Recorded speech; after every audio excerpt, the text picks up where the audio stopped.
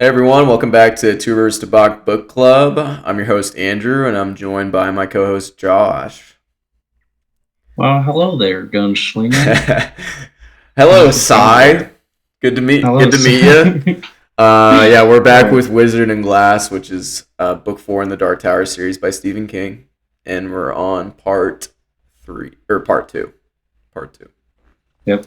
Up to So, I guess I'll just start with like initial parts. This is like a complete 180 from the first part of the book because the first part of the book is like the present time, all about dealing with Blaine, solving the riddle game, which we covered in the recent episode. But this part, like, there's nothing about that. We go all the way to the back, which we knew we were gonna probably have like a flashback.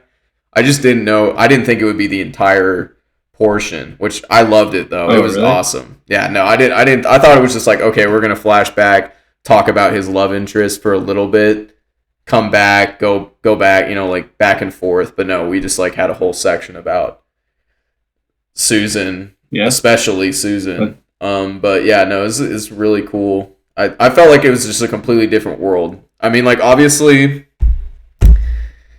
they're still in mid-world in either sense, in the present or in the past, but like I feel like this was a different angle of mid-world because we didn't. almost definitely. So it was really cool. But yeah, I'll let you talk about it too It before I was. get into it. It was. To me, it's like I assumed all of part two is going to be the flashback since they're building up to it, Mm-hmm. and we got part of Roland's backstory in previous books, but in this one, we really get to deep dive into a specific event in his life that eventually were like the seedlings of who he'd become and what those seeds would grow into. So as and part two is called Susan. So I so I just assumed the whole thing was gonna be about it. But yeah, it was great. I mean, the one thing about part two is that it it doesn't finish the story. It's like the halfway mark. Yeah, So we're left with a little bit of a cliffhanger. So we'll have. Well, I'm sure yeah, we'll both have predictions when we get to the end of this that we can talk about. But yeah. So we can get right into it yeah, and so then start talk about stuff yeah, once we can. definitely. So the first scene is we get introduced to Rio the witch. We don't know how old she is. It's implied that she's been around for a really long time, and she's in possession of a powerful object called the Wizard's Glass. I believe it's called the Wizard's Glass, and it's effectively like a witch crystal ball where she can Yeah. see what people are doing sometimes in it, and she can sometimes like foresee things that are going to happen with it. So it's just like a powerful object that she's kind of obsessed with, that she is looks into before. And then we get introduced to Susan, who is the primary love interest of Roland, and she's going to Ria's hut up on the hill to basically get this test done by Ria that only apparently Ria can do. She brings some gold with her and is like, okay, do the test for making sure I'm pure. I don't have any demons in me. I'm a virgin, stuff like that. And it gets into more of the details of like she made an arrangement, with the mayor of the town where she basically becomes his mistress and bears an heir to him, right? Like bears a son. And in Yeah. exchange, she gets to own some land. She gets some horses. Her aunt Cordelia gets to live on the land too. So stuff like that, like pretty medieval type arrangement. Um, but yeah, that's kind of like the gist of this part of it. So I'll Yeah. let you kind of get into it. So there's well the first scene that really sticks out to me is in the beginning when you have the witch going around about her day and annoying cat keeps getting in her way. It's like class. It's like I love it because it's like classic witch with annoying comedy cat that you'd see from any like Disney Channel movie, but it's in a Stephen King book. So it's I enjoyed the banter between like the cat and the witch, and then after that, the witch like thinks she basically sees Roland, but she doesn't know, who it is, and she's like, "Oh, I thought that was a gunslinger. I know, just some preppy boy." Yeah, too And young. then Yeah. too young, and then this is a classic Stephen King. She gets in heat thinking about the young girl she gets to fondle, and then she just masturbates right there. Yeah, which is It's a just classic Stephen, theme in classic this Stephen series. King. A lot of that stuff. It's like now, thanks to Stephen King, I'm at work listening to the audible version of this, right? And I'm just listening to Stephen King describe this old woman getting off. So Thank you, Stephen yeah, King. Appreciate it. thank you. And it just I got PTSD flashback from chapter 46 of The Stand. If you know, you know. If you don't, then read The Stand. It's an amazing book, one of my favorite books of all time. But anyway, so yeah, that happens with the witch. Susan, she starts hearing her hum a tune. I forget exactly what the tune was called.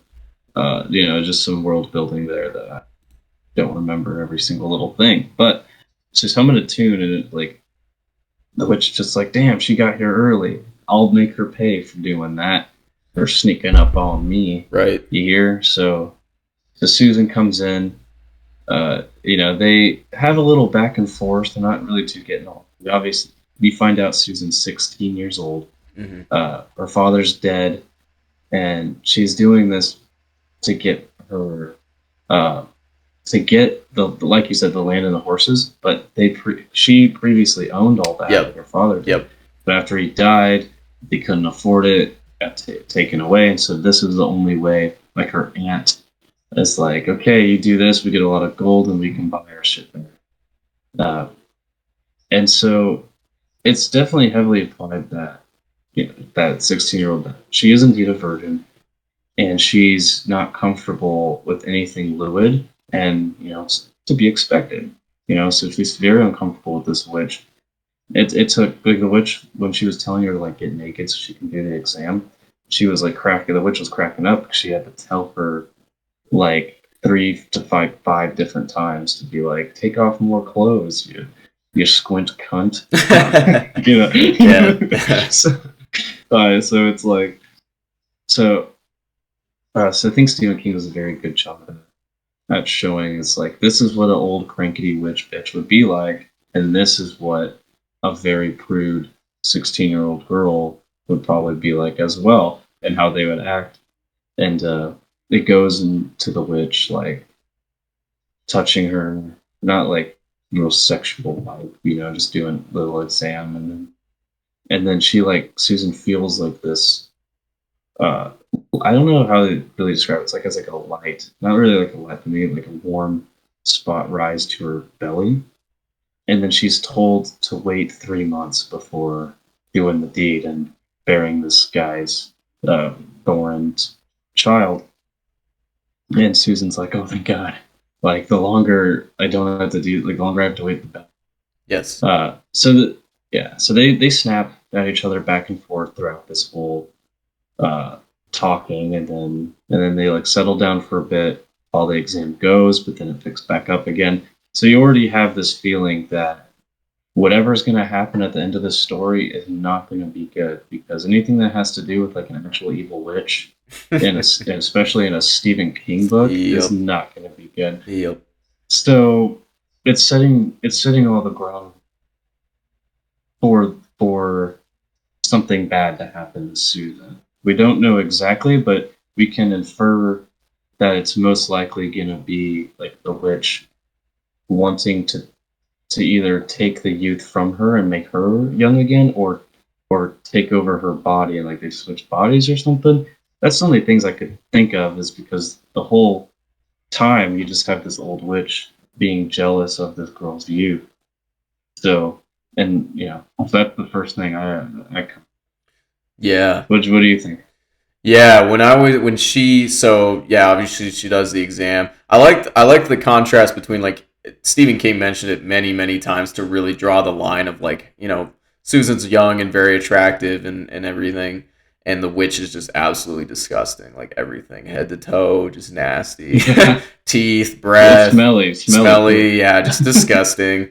And she kind of molests Susan. I mean, she does the exam, like the Yeah. physical, but she like sticks her finger in and everywhere, and like even like kind of fingers her a little bit without asking. So it's just kind of like a little bit of Yeah, a yeah, little, the witch is just a little bit the of witch sucks. molestation. Yeah, the witch sucks. But Yeah. we all knew that was gonna happen in a Stephen King book. But yeah, Oh yeah. If you have a witch in a Stephen King book doing a physical yeah, for young attractive girl, so it's like, what the fuck you think's gonna happen?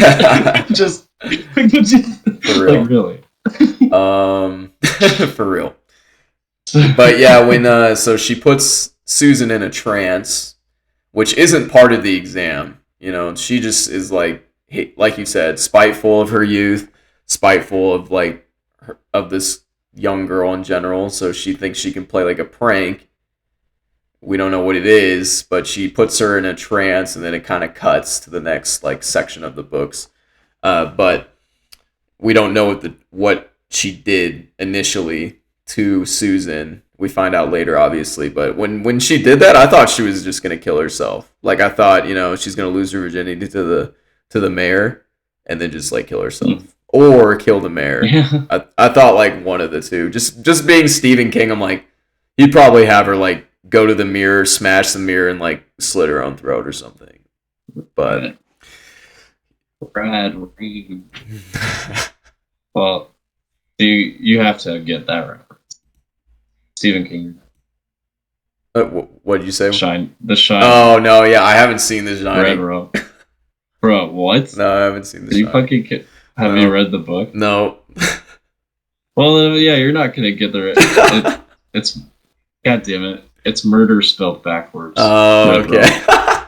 It's a Stephen King reference. Nice. Red, yeah. Watch.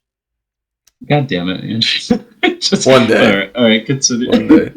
But yeah, no, I mean that's pretty much all I had for that. And then yeah, she puts her in the trance, and then it cuts to kind of the next part. But if you have anything else you wanted to kind of touch on before you move on?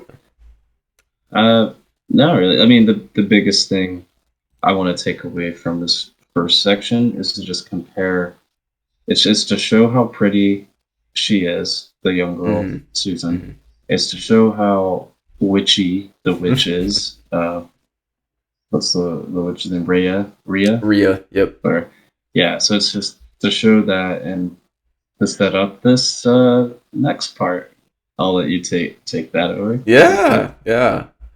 So, and I guess I should, as I get into this next part, because I'm going to talk about Susan's thoughts like after it, but during the exam and like when they're talking and stuff, Rhea's like, oh, you think Thorin is only going to, have sex with you a few times just until you're pregnant. No, like he's going to keep doing it, like he just wants to have sex with like a young girl. Yeah. And obviously she's 16. She's like, doesn't think about that necessarily. She's fairly innocent and, probably was coerced into the agreement, which she kind of starts to think about as well. So like after the exam, she's thinking about, okay, like what did I get myself into? Like if I have to have sex with it. And the guy that the mayor is described as, I think he's like 65. He's, gray haired, skinny guy, kind of goofy. Like you can smell the tobacco. Yeah, it kind of smells like shit. Just like a really old guy who probably shouldn't be, like wanting to have sex with a 16-year-old. Anywhere near. Well, in this world, like they don't have that 18-year-old limit where the world moved on. So to them, it's like if you're ready, you're ready. Oh yeah, and like I mean old medieval times. Oh yeah, no, and I mean it's definitely like a medieval society type arrangement. So I mean. Roland paid for a prostitute at like 14. Yeah. Yeah. So it's just the world he lives in has moved on. No one gives a shit. Yeah. Yeah. And I think, and looking at the notes here, Susan also kind of mentions like, her aunt, which we're going to introduce here, Cordelia, kind of coerced her into the agreement. You know, Cordelia like worked on her for a long time, being like, "Oh, we need to do this arrangement. Like, we need to get our stuff back. You have to do this. You need to do this. Like, do it for your like shit like that." And you know, she's like a 16-year-old girl, very impressionable. So a little bit of coercion going on to get her to agree to that arrangement. But now she's kind of thinking about it more, and she's like, "Man, this is the worst. Like, why? Yeah. Why did my aunt like put me in this position? Why am I in this position?" Like she would mention how the aunt would be all teary eyed Yep. and such, and like come at her, being like, "Oh, we need to do this to survive." Like, but then once she made the agreement, her aunt became like a total bitch. Exactly. Who she was beforehand. Like she never liked her aunt. But it wasn't until like her father died and all this stuff happened to her. Exactly. She started acting like that, and then once she got her way and got Susan to agree to the childbearing, that she became a bitch again. And Susan, um, oh yeah, so the part I wanted to touch on again was when you mentioned that the witch was like, "Hey, he's not just gonna want to do it all the time. Like, he's gonna want to do it all the time. You're not there to really bear him son. You're there for him to have something hotter to bang." Exactly. Basically. Yep. Exactly. So it's like that's like when she like begins to start coming to a realization that she's now in this for life. Like she thought it was just going to be a one-off thing, have the baby, move on. Oh no, that's not what's gonna happen. No. So it's like that's not what everyone else is thinking. Nope.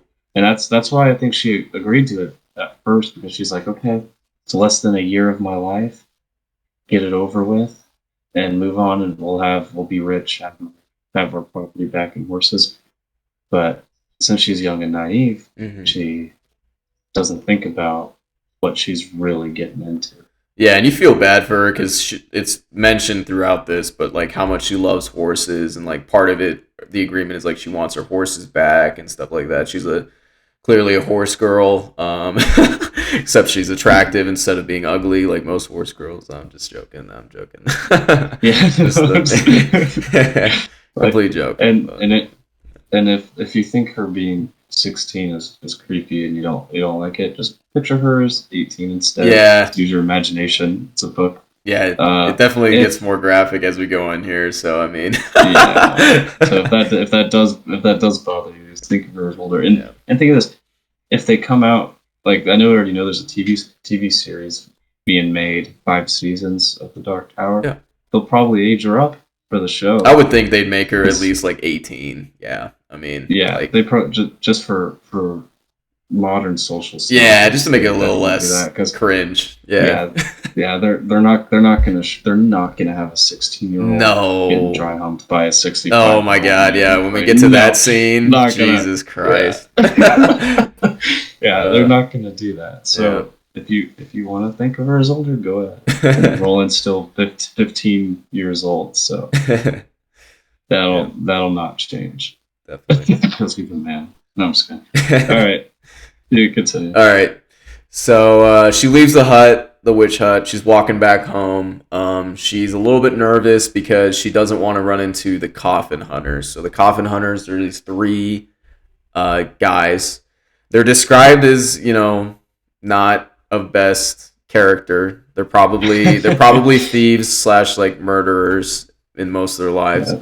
And they're new bodyguards for the mayor. So like the mayor used to not really have any kind of bodyguards. In fact, I think they mentioned that he was against it, but very recently he hired these bodyguards at the advice of somebody close in his council. So these 3 coffin hunters, and they're kind of creepy. She mentions how they're creepy towards her too, like the way they look at her and stuff. So she tries to avoid them.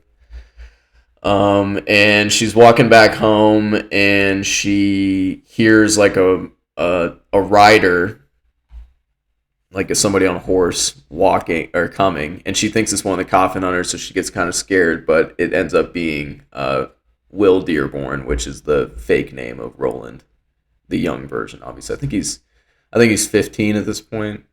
Yeah, so he's a year younger than her. And they talk. Was he 14? Or yeah, you say he's 14?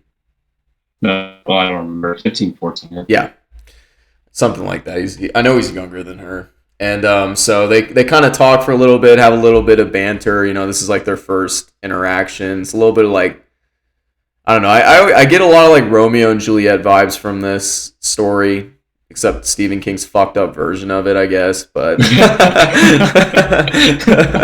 just because they're both really young, and even like as we talk about this more, they don't really know each other that well, and they say a lot of things that are very serious when they don't. It's very like young love type thing, which Yeah.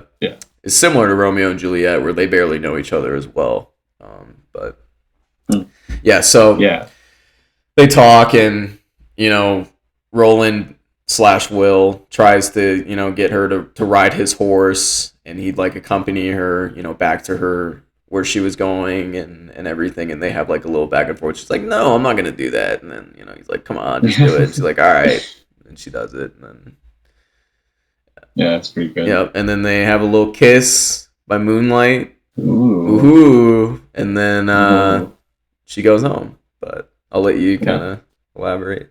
So, so like in the beginning, when she's leaving the witch's place, she's like, "Okay, on my way here, I saw those three goons, and she's creeped out by them because they're drunk a lot, and they give her these elevator eyes, and they're very creepy. And she thinks like they seem violent, like she hasn't like seen them do anything violent, but they give off that vibe. So she saw them in the woods earlier, so she's like, I don't want to like get caught by these guys, so because she thinks that they'll rape her.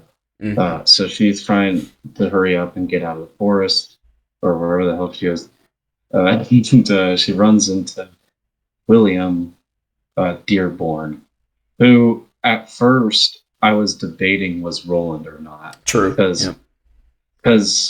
we don't know it's Roland until like the next chapter, but you can infer that it's Roland because it's like Roland's telling his Jake, Susanna, and Eddie his story. So if this wasn't him, why would he start a story off with showing like the male guy and not be him? So it's like you can just context clues can kind of just be like, okay, that's Roland. But at first you don't know because it's William Dearborn. Right. But as it goes on, and he tells his story, and it's like, okay, he's definitely lying because he's a gunslinger. His father wanted to get him out of trouble. They brought his friends, made up some bullshit excuse, and of counting sheeps or cows. And yeah, like the most horses and mundane job. Yeah, basically, and it's just to get them out of trouble, which is just to get them out of the way because Roland's father doesn't think he's like, you might be a gunslinger, but you're not a gunslinger. He's like, he doesn't have the experience. Yeah, you need the wisdom. Yeah, you need the wisdom too. So yeah, so this whole time, this interaction between them is pretty good. I feel like that's why like I was gonna ask you is like, did you feel their relationship, like how they started off, pretty kind of like accurate to like a first type of love scenario where it's like they're so immature and they don't about like their feelings or they have lack of experience, kind of just leads them to fall in love quicker because it's like their first time experiencing something like this. Oh, absolutely, definitely. I think it's fairly accurate depiction of yeah, like being that age and being in love with someone. Yeah, I've never been in love, so I don't know. So, but tears. So, tears. But so then it's like the romance back and forth was pretty good. Like I enjoyed it because then you have like she comments how she's like, oh, I want to get on the horse, but I don't want to get on him. But if he watches me, he'll like see my underwear or some shit as I get onto the dress. You got to put the legs over, but I'm gonna sit in a way where he can't. And she's like, was watching him as she did it, and he didn't look. He stuck to his word, back to the horse. Didn't look at all. And she's like, oh, that's weird. Usually guys are trying to check me out or they get flustered or Right. do all this shit around me. Yep. And he doesn't do any of that because Roland's fucking gunslinger. doesn't give a shit about love, until it falls literally like a few sentences later. So they're talking. She's like, I'm not much up for talking. So he's like, fine. And you don't want to talk, that's cool. And then she's like, wow, usually guys won't shut the fuck up. He's not talking. And she's like, well now I kinda want him to talk. Like I got 5 sisters and shit, so it's like when she said that I was like, dude, that is so fucking true. Such a girl. I was like, I thought it was really funny. And so eventually, they start talking more, and she's like, oh, shit, this is. It's like, why did I have to fall in love? Why did I have to start liking him now? It's like I couldn't have found it because this couldn't have happened like a week ago. So, Yeah, it's exactly. yeah, and so she's like, as they're getting to they talk. So there is a little bit of lore here with the machines and the factories they're passing, run down with the oil factories, and like uh, they don't know how they work for a long time, and they can't. I don't think they remember. They don't say how long it's been out of use. I think they say maybe like a century or two or something like that. So it's been a Yes, long it's been a time. while. Yeah, no one knows how to use the shit anymore, and so they kind of just find what they can and hoard it, and use it sparingly. But basically, like they even say, the world moved on, and a lot of these old things no one knows how to use anymore. So we do get some lore because looking from like at this part of Roland's a kid to the present day, it's like holy shit! Like shit went bad in like 30 years or so. I don't know how long. We're not given a time because time moves differently in mid world, especially now that it's moving on. So you get that little bit of lore. She's interested in what he has to say, so they keep talking more. And they flirt a little bit. She gets off the horse when they get to the spot, and she's like asking him why he's here, and obviously he's there to sue the mayor and all that. So she's like, when you see me, don't pretend you don't know me, please. And like it's our first time meeting. He's like, okay. And then she kisses him, and this is where because she kisses him because she thinks that she's like, okay, it's over. This will be the last thing. Like, this is my decision. You know, I'll never have something like this because now I'm going to be stuck fucking that old person the rest till he's dead. Right. So she's like, I'll never be happier than something like this. So I'm just going to do it. Fuck it. Uh, but by doing that, Roland, because then Roland later talks about when he fucked the prostitute would kiss him, and now he knows why, because he's just like, because it's not the love making part got him like emotionally, it was the intimate of joining the lips that made that connection.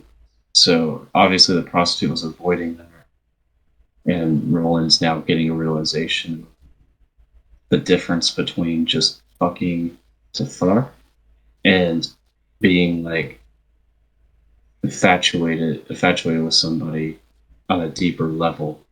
So it's an interesting contrast for me. So yeah, that's really about it. And she leaves, and Roland.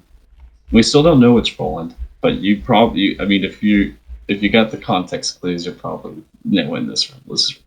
So that's it for that little section. Yeah. No, I think you did. You covered it pretty well there.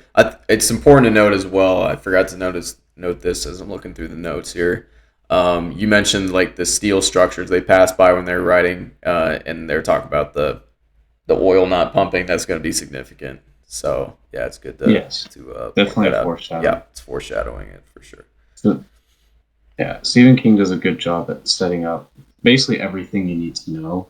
He sets up the like who Susan is, what her motivations are, Roland's thoughts and ideas about like his whole intimacy problem with his mom, and like his love life and his parents, the witches, the conflict with the witch, and the lore conflict with this oil is all a perfect setup that gets expanded on as we continue to clear the story.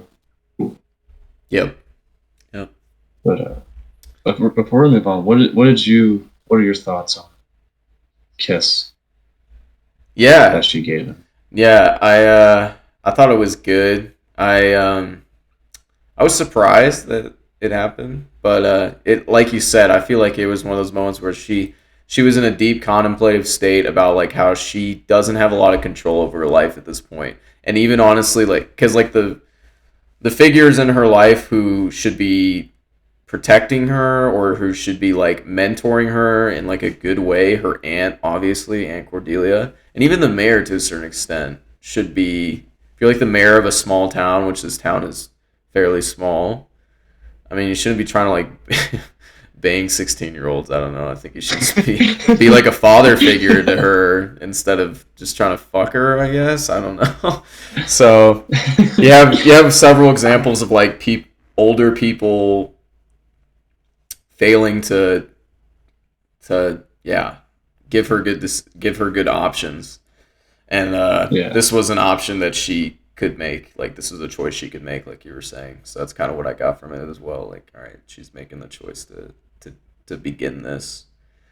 And I believe they do talk about as well, like he being sent away by his dad, and like, oh, she's like, oh, you're a bad boy because you got sent away and you're kind of in Yeah. exile. And then she's like, okay, if I see you again, at the mayor's house, please pretend you don't remember me. And he agrees. So. Mhm. And he doesn't know. Roland doesn't know why. She won't. Right. Tell Yeah. him. He doesn't know anything about the arrangement yet. So. That's all I had for that little part. Yeah. All right. We can kind of move on here and look through the notes. So, Roland, he spends 2 hours afterwards just riding around what they call the drop. And just another thing to note here, a little bit more foreshadowing. He sees tons of horses, like gatherings of horses. That becomes a little bit more important as it goes on. So he heads back to the hollow where he's made camp with his two friends, and he gets scared because he sees a skull. It's a rook's skull, which I guess it's a bird. I think is what they kind of describe it. Yeah, it's like a bird skull. Yeah, it's a bird skull. Yeah, and it's his friend Keith Burt. I guess we can just call him Burt, which his fake name is Arthur Keith. But Burt carries this skull around just to, like, freak people out, just because Burt is kind of similar to Eddie, which I know Roland in the present time even describes Eddie as like similar to Burt, where they're just like humor is their primary mechanism of communication. Like they just fuck around a lot. So he did. It's fantastic. Yeah, it's pretty good. He just carries a skull around and puts it like I think he has it on the pommel of his saddle, but he'll like carry it around and put it on other places too. But what a dick. Yeah. And then he has another friend. The narrator from our audiobook pronounces it Alen, but now I'm seeing it like written. I don't know if it's Elaine or maybe Alen. I don't know, but I guess I'll just call him like Alan. But his fake name. Alan sounds better. Yeah, Alan. His fake name is Richard Stockworth. But yeah, this is when we get introduced to like his friends from the past. He's talked about them before in this series, especially Bert. But this is when we like get our first interaction with them. Which I really like this part just because this whole section in general just makes Roland a little bit more human, in my opinion, just because like in the canonical part of the present moment of the series, he's just kind of like a relentless about the Dark Tower, and he's kind of one-dimensional a little bit with that. But it's cool to see him with his friends in the past. I know they talk about John Farson, who kind of seems like a Robin Hood gone bad or something like that. I don't know how you perceived it. Yeah, go ahead. I don't really quite remember. Yeah, like I know his other two friends don't really care about it, and I think it's kind of just the backdrop of what's happening in in Midworld in general is like this insurrections and stuff going on with Oh, and wars. okay. Yeah, Yeah, now I remember. Okay, so it's like the war Roland's father's fighting. exactly. And that, yeah, It's like, yeah, the gunslingers versus just some other part of Midworld hmm that's just, and it's just, it's just classic power hungry men trying to gain territory, gain more power. Gunslingers, the sheriffs of this world, kind of. So, ex- they're there. They're like the Jedi, so they're like trying to stop it. So they picked a side. They're fighting. That's why, since Roland was a gunslinger now, his dad sent him away so he exactly, wouldn't be dragged into it. exactly. So obviously we see that part of the reason, yeah, like why the dad sent Roland away is this John Farson guy and the war going on. Let's see what else we got here in the notes. So he does contrast Susan, who kissed him, obviously, like when they first met, to the prostitute that he, paid for when he was, I believe, 14, who wouldn't kiss him at all, Mm. right? It was just like a transaction, which kind of, will foreshadow a little bit of like similar to, the situation that Susan is in, that Susan's gonna be in. But I just wanted to point out that kind of contrast, but I'll let you take it away. Yeah. So I think for me, the most important parts of this section was Roland started thinking about Susan more, and he was like, "Oh, that was weird. I think I like her." Then it just continues and gets to gets to his friends. Youthbert, Youthbert. Yeah, that's a word to say, and Richard. And so, as we all know, Youthbert has been compared to Eddie. Pretty similar, funny characters. The comedic relief. Like he keeper Bert. Yeah, Bert takes it serious sometimes when he needs to, but he's still throwing jokes in there, even in the serious moments. Uh, and then Alan was Alan, not Richard, but whatever. Alan, his other friend, is kind of like, I wouldn't really. I'd say he's probably most similar to Jake, but he's more mature than Jake. Yes. Yep. So, because they're both like that intellectual type person who's like, just the smart one basically. Uh, but he doesn't like take charge like Roland does. Like Roland is not the smartest, but he's the most, like, his will to move forward is stronger than the rest. So he takes the lead. Right. Uh, so and then Alan's just like, smart guy who is a little quieter but can analyze stuff better than both of them. And Cuthbert is the comic relief. Uh, yeah, basically, it's the comic relief. And so their whole reactions, I love it because, like, I love the companions in the main story, and finally seeing how Roland's old crew Yeah. is great, because he's been talking about them for books now. Books, he's always talking about them. So, or mentions them, and they, obviously Stephen King does a good job at character work, so they all feel natural, and they've camped on the same spot that Susan's land that she wants to get. So that's interesting in and of itself. It's like just a big coincidence. So, Yeah. and then, they talk about the war. They don't talk much about the war, so that's just another bit of lore kind of threw in there just to make the world feel bigger than it is. So other stuff is going on, or it's not just isolated to this one little spot. Yeah. So like the stuff that would happen over and across the world would affect this part of the world and vice versa. So Yeah. that's pretty much what I got. Yeah. No, definitely.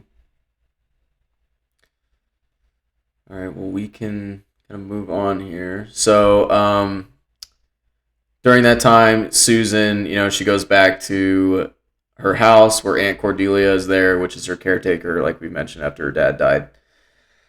Aunt Cordelia just asks her some questions, like what did she do? Did it hurt and stuff like that, and like she finds out Susan isn't allowed to have sex with the mayor until the reaping fair, which I think was what was it 3 months away? Yeah, Yeah, it's about 3 months Was away. it what was the moon? Was it blood? No, it wasn't like blood moon.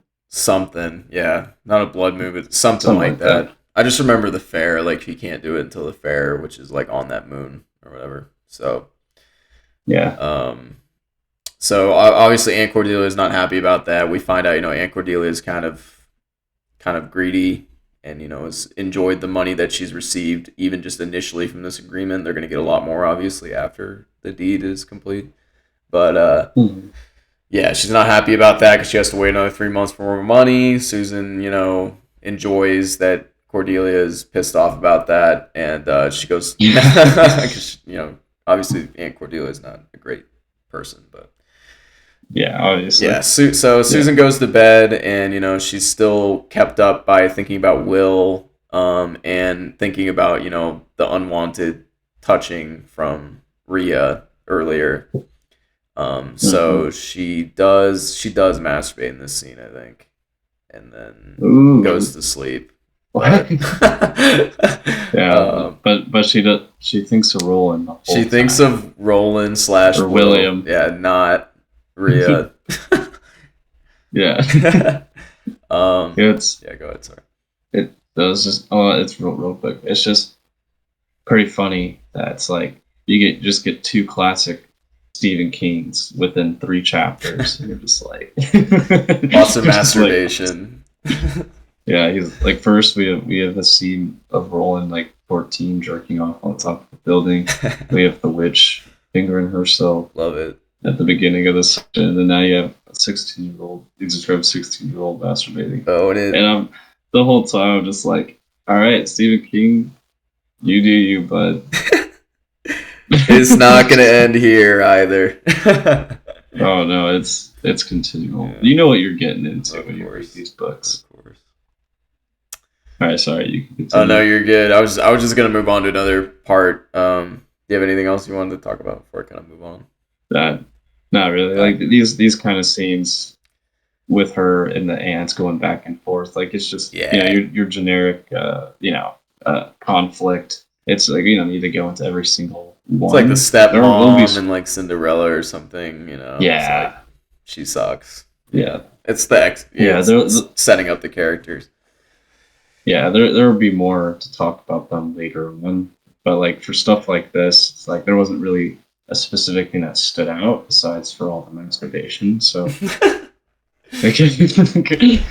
Yeah.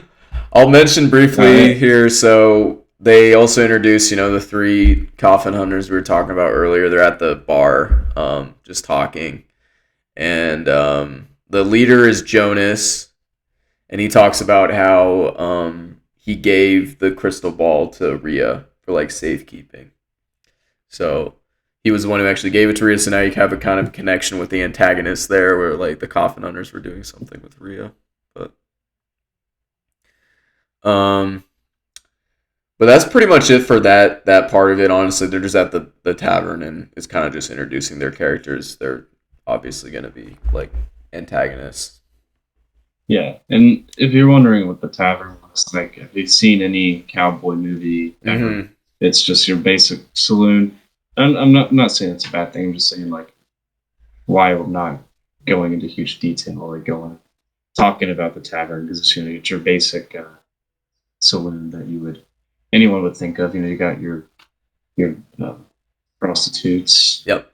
your card games, and your Yep. Your alcohols. puke. You Your know, dude's getting your kicked puke out. and Even Jonas, I think they describe me as like a long mustache. He has longer hair, like kind of like a just a old western kind of yeah, mustache. aren't they like they're talking about some sort of job they don't want to do. And who was the guy who was like, oh, I'm gonna be at the mayor's party, so while you guys go and do the stuff at these oil rigs, for me. You remember his name Can't at all? remember. Yeah, I'm trying to look through the notes here. I can't remember though. Yeah, it doesn't matter too Yeah. much. It kind of just starts with like there's something bigger going on here than Yes. just like roll than just Roland and Susan's story. Yes. Exactly. Because if we really think about it, like so far, Roland's story and Susan's story are basically like small little stories that got introduced right off the bat, and now this is the build up, like the start, the introduction of the main, which well depends on, I guess, the conflict. Depending, main sub conflict would depend on what you think it is, but to me, when it comes to like the overall plot, this is like the big thing, and Susan's and Roland's kind of story is kind of like it's like a B plot played as the A plot, and the A plot in the story is the B plot. Yeah. Does No. that make No. sense? Definitely. Definitely. Yeah. So now that I think of it in that way, that's actually pretty interesting. You have a love story built around a main plot. Yeah.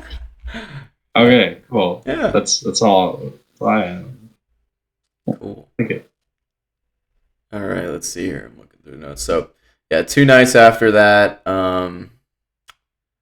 After arriving in Magus, which the place is called Magus, by the way, the town.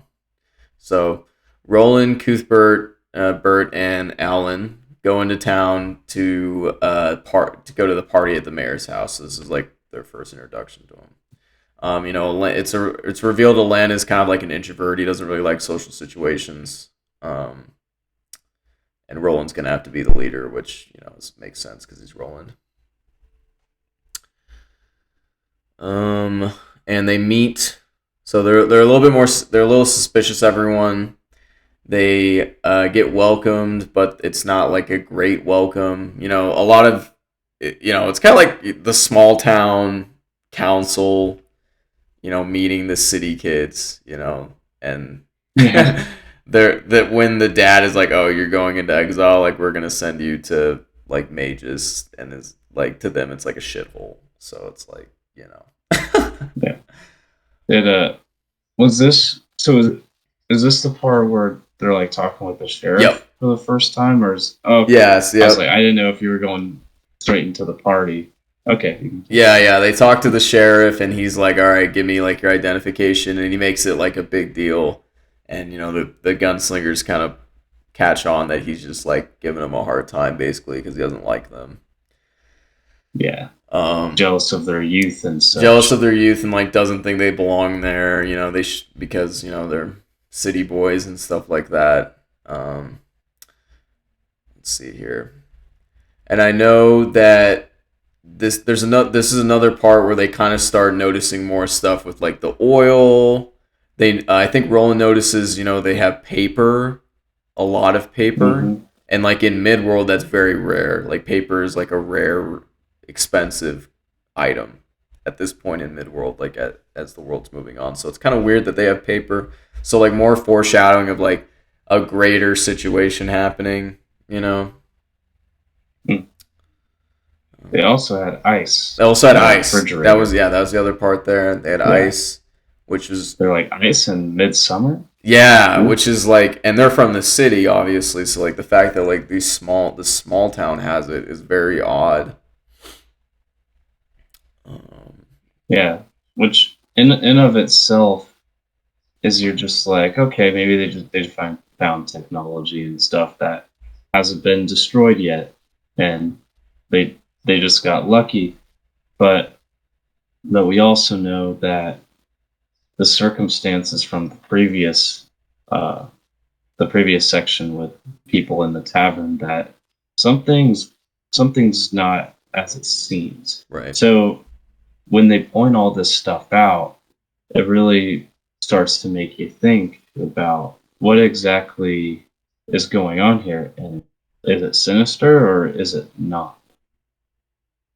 Because obviously they're not going to trust some young city boys coming in to check up on him from the guild right away because no one likes it's like having like police officers or something come into your house without a warrant. You're just gonna be like, get the fuck out of here. Yeah, no, Yeah. absolutely. So that's kind of like how they feel. Yes, no, for sure. But do you so how there was two letters they had, right? Yes, What was I'm it? trying to remember. I know one of the letters was, "Hey, they're from the guild. This is what they're gonna do.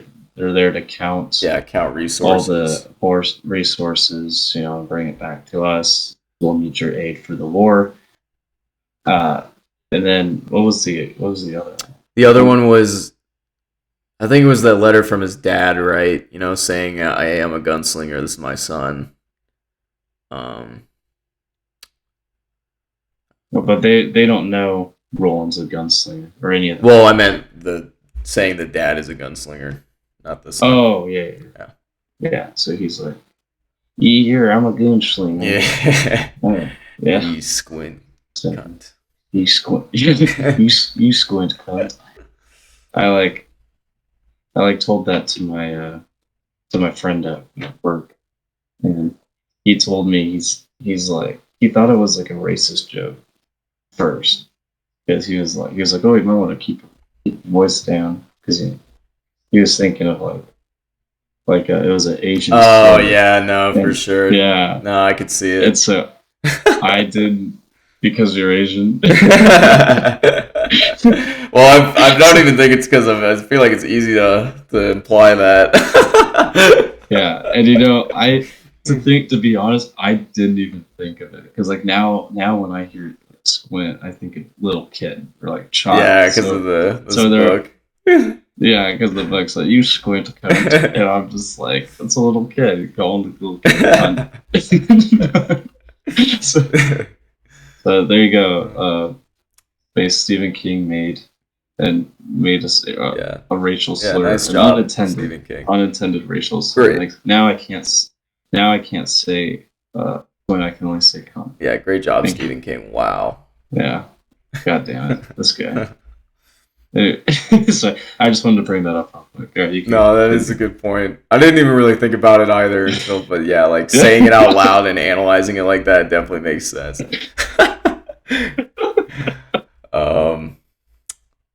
So yeah, the sheriff hates them. Obviously, he even says like, "I wouldn't mind like a dust up with the boys. Like, he wouldn't mind just like beating their ass." Like, all right. Yeah. So they leave, and then Bert's just messing around. He makes the bird skull say like, "Hey, I fucking hate that guy." It's like, yeah, we fucking hate him too. Yeah. All right.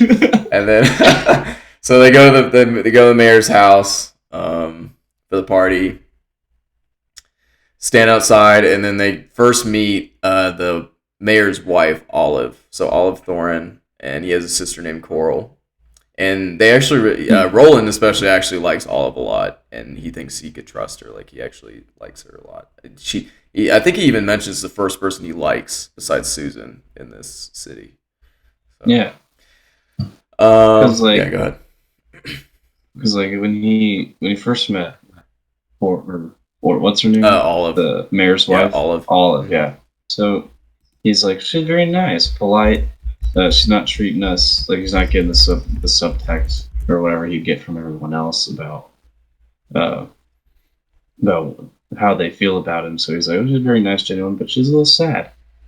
He's like, I could tell there's a hint of sad. Yeah, yeah. I don't know why. Right, yeah, and it's foreshadowing, obviously, of him discovering this agreement. Because we know. We're very aware. We know why she's sad. She's upset. Very aware why she's sad. Yeah. Most people would be, I think. Yeah. I think so, yeah. Because everyone knows. Yeah. Everyone knows why. Yeah. So, yeah, you continue. Okay, so they go in the house. Roland isn't very impressed by it. Of course, they're from Gilead, which, is described as, like, basically like Minas Tirith. At least I think of it like that. It's fucking, like, this amazing city. Yeah, City of Elves. City of Elves. So yeah, they go in there. Everybody's dressed in varying things, and then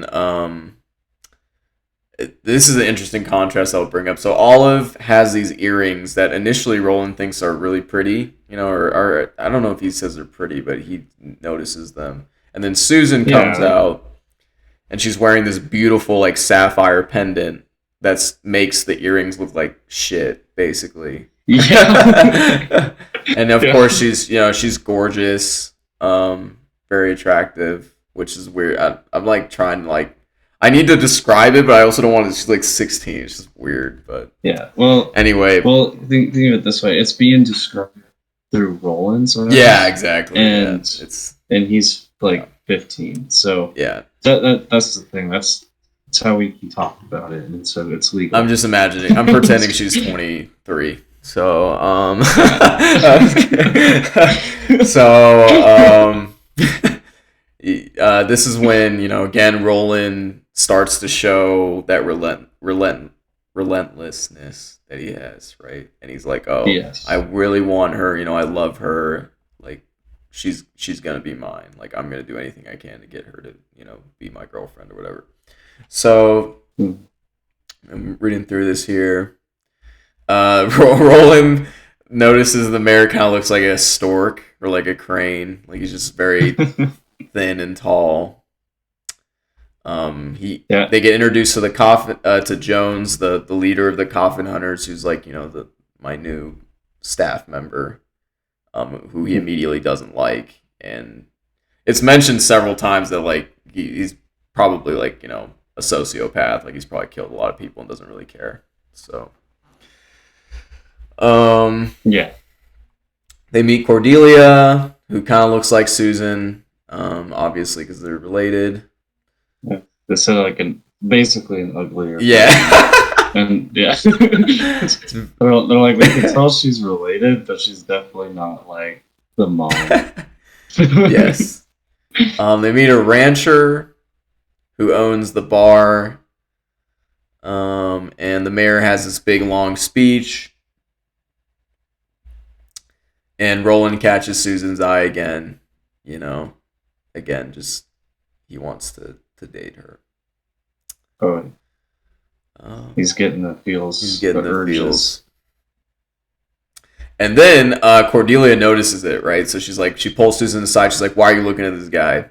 Like, have you talked to him Yeah. before? What are you doing?" And Susan's like, "No, I So haven't done good. anything like that." So Cordelia is very on it. But yeah, go ahead. Sorry to make cut you off. Yes. No, you're good. She's basically like, if I noticed, at least 1/3 of everyone else noticed. So you need to cut that shit.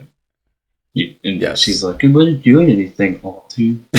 And it's very interesting because this whole time Roland's like watching this old crane dude like touch her on the shoulder, like grab her hand, and he's like, "Oh, is that a brother or like uncle or grandpa or something?" And then he's like, "Oh, he's getting very close for like a relative." And he's like, "I don't know why I'm getting so jealous." He's like, "Get a hold of yourself." He's like, "Why do I care so much?"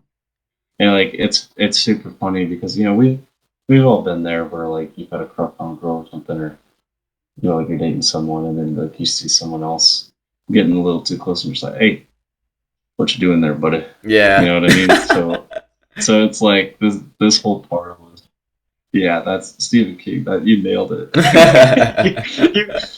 I was like, he nailed that feeling Yes. like so good, so hard. So I was like, uh, Yeah. I'm trying to remember. I hope I don't want to like skip over. So the next part here, I'm just looking at the notes here. So this is when the big reveal happens to Roland, right? So he's at the table with the rancher and with the mayor's sister Coral, who we met earlier, and he thinks that the mayor is Susan's, maybe uncle or cousin or something like that, uncle or whatever, like related to her because they're so close to each other. And that's when Yeah. Coral corrects him and is like, no, she is like going to be his mistress and like bear one of his children as part of like this agreement. Yeah. So what was the term they used? It was like Jello, Yeah, or Gigolo, not Jilly, a Gigolo, Jilly. Jilly, Yeah, and Jilly. the word means sidewife. And it's important to note that so when the letter from oh my god, the letter from Will's dad, from Roland's dad, mentioned that he was from a long line of gunslingers, like one of the original gunslingers, but it was also an illegitimate relationship that he was bred from. So like it was a Jilly situation too, like a sidewife situation. So um yeah, Roland finds out about that. He gets really angry. Obviously, he's like 15. It's a very like 15-year-old moment, right? He's like if Definitely. I had a gun, I'd just shoot her. It's like okay. It's like all right. Yeah, it was very, very too early emo Yeah, Tupac very stuff. emo moment. I put on some Linkin Park, "Crawling in My Skin." I'm just a kid, and life is a nightmare. So yeah, that that happens, and then they have a dance, and Roland dances with her eventually, of course, um, Yeah, and he insults her basically, yeah. for being a She's like Jilly. super excited. Yep. She's like super excited to like. It's like, oh, I get to dance with him. Ooh, and then he's just like, hey, up you. Yeah. Hey, you're a hoe, and it's like, all right. Yeah, yeah. She got pissed because not only does she not like the situation she's in, but then she's like finally found someone she actually likes, Exactly. and then she's like, great. Now that he knows what I'm doing, he now sees me as a whore. It's like I don't want to be seen as a whore. Oh, and so she gets offended because the guy she like likes doesn't respect her. Or to her, at this point, doesn't respect her. And everyone wants to be respected, but it's like I can't blame her whatsoever for this reaction. Really, I mean, he could have played it off better. He didn't have to be a dick, but he's also like 15, Yeah. and Yeah. He's emotional. so Yeah. yeah, But so it's like oh god. yeah, they're it's like the other part I want to talk about was the speech that they gave. Hmm. The mayor gave. Hmm. It was very like, oh, I want to listen to your entire travel when you're heading down here. I want to know every single thing. We all do. You guys are very important to us, and blah blah blah. And it's just a big phony speech where you just know like the gunslingers and just like they rolling in them are just like, yeah, this guy's full of shit. I, I just thought it was a really funny transition into like the punch, and in order to like stay sober. And what is it? What was it? Alan, who like doesn't want to, can't drink, like can't handle his shit, or is it Cuthbert? Pretty sure it's Alan. Yeah, I think it was Alan, right? Yeah, Yeah. yeah. So like they're like getting the punch, and one of the I think it was the might have been the ranch guy, but it might not have been. But it doesn't really matter overall. But it was just some guy was like, "Hey, here's a toast to you guys. Let me give you some punch." And then they're like, "Hey, you got any soft punch?" And then everyone looked at them, and usually it would be weird because you got three young men being offered drinks, and to make it not look sus, they're just like, "We got in trouble for drinking, and Right. we're And so we made an oath. We're going to respect that oath. We're going to drink." It yeah, is a perfect excuse for them to not only like stay sober at this event, but it also makes it look. It also helps their cover because it's a believable story. These three young men are from the inner city. It's more uppity, yeah, so it's expected. So it plays off. It's pretty good. And then it continues with the ranch and then the dance. So no, we can now continue again from there. I just wanted to touch on those two things. yeah. And while I'm going through here, feel free to like stop me if you want to touch on anything. But also liked when they were I think they called it helling or whatever. They're like, yeah, we were like drinking a lot and helling or whatever. Like Uh, like a weird. it seems like everyone. I mean, Yes. sorry, it's like everybody knew what they were talking about, and I'm just like, oh, I guess they're just going crazy. Yeah, just wild and Never heard it be described as like helling though. It's like, oh my god. Yeah, that's what I like about these like books and stuff is that in these other worlds, their own slang and everything just makes the world feel more real. Definitely, definitely. All right. Oh, and I think we might have already talked about this, but yeah, like all of it. He notices all of his like he feels bad for the wife as well, Roland. Oh Yeah. yeah, so I guess we didn't talk about this, but basically, so comparing Olive to Susan, Olive is she's not obese, but she's fat or chubby.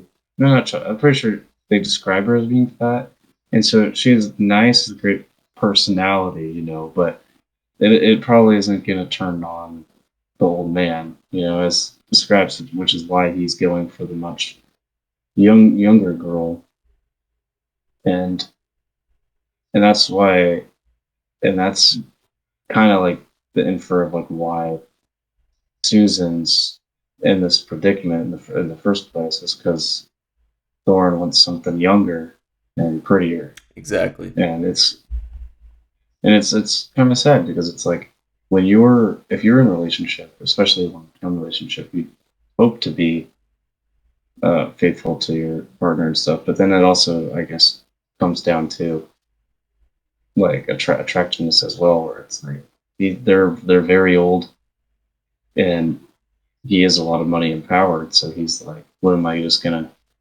bang this potato sack, or am I gonna go for the yes, or am I gonna go for the peach, the plum, So Yeah. the strawberry kiwi, So it's a very interesting kind of like psychological war, I guess, going on too. I mean, I guess I'm probably looking a little too deep into it. No, no. I mean, But we're I mean, he obviously sucks, but we'll kind of yeah, get into that more. But yeah, I mean, it's just kind of a sucky situation for everyone except him because he's just kind of being selfish. But yeah.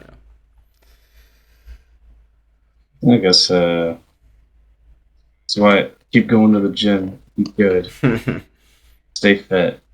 Not for people who don't appreciate it. Stay fit. Stay fit. Say, Keep it going. stay fit. Mm-hmm.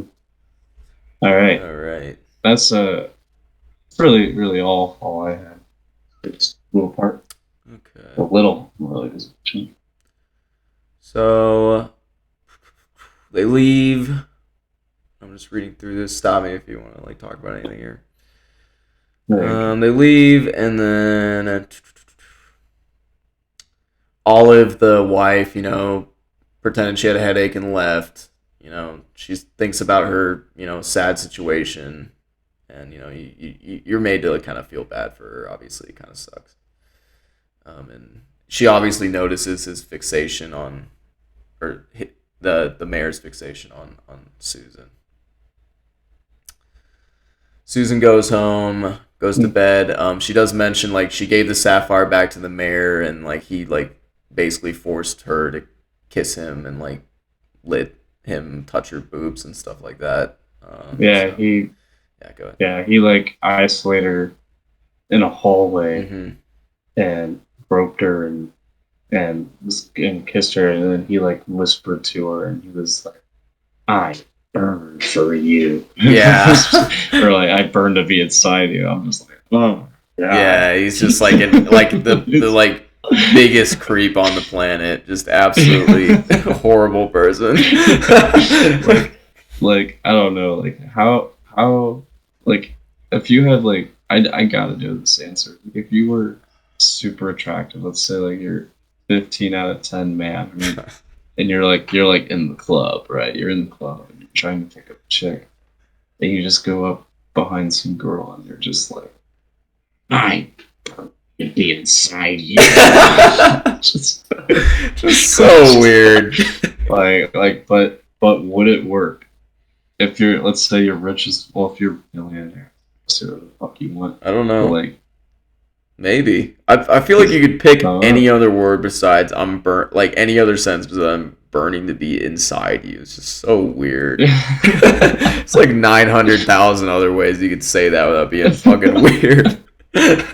Oh, here we go. Andrew the romantic. I'm not even a romantic. It's just like a weird thing to say. I've never like thought in my brain I'm gonna say that.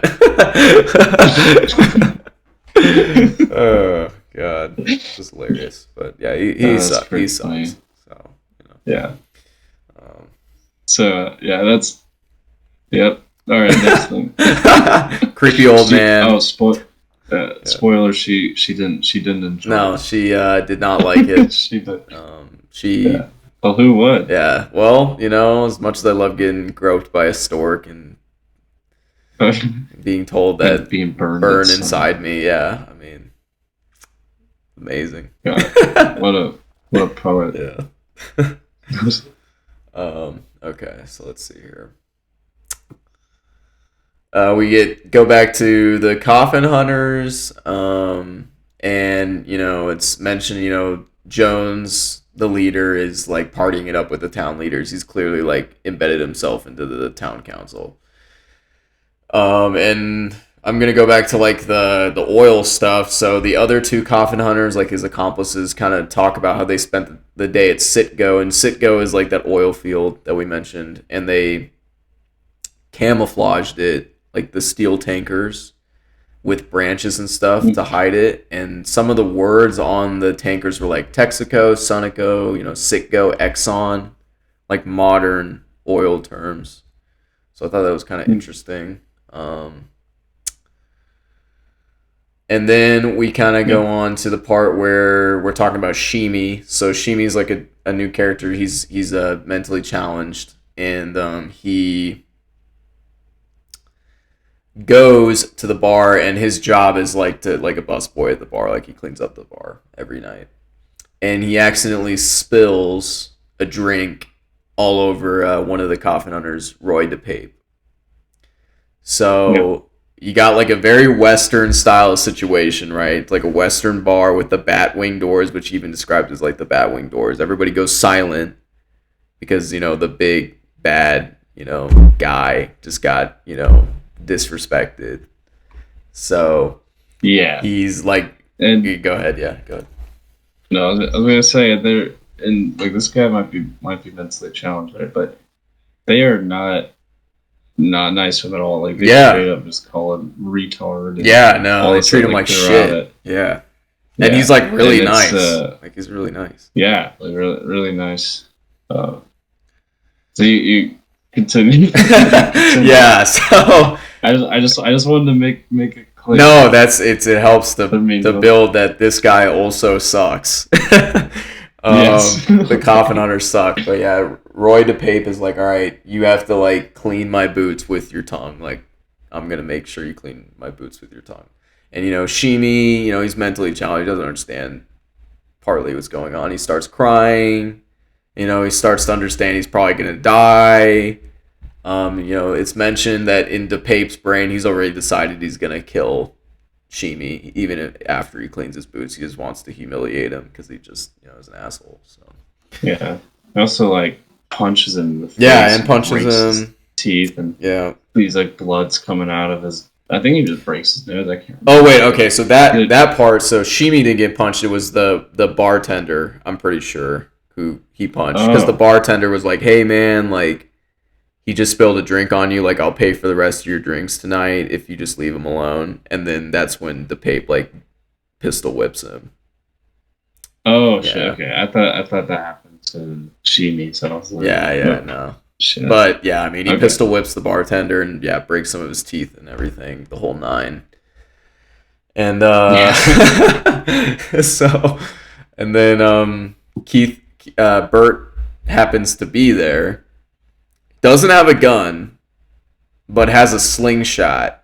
So he like draws his slingshot back and is like, "Hey, like leave him alone."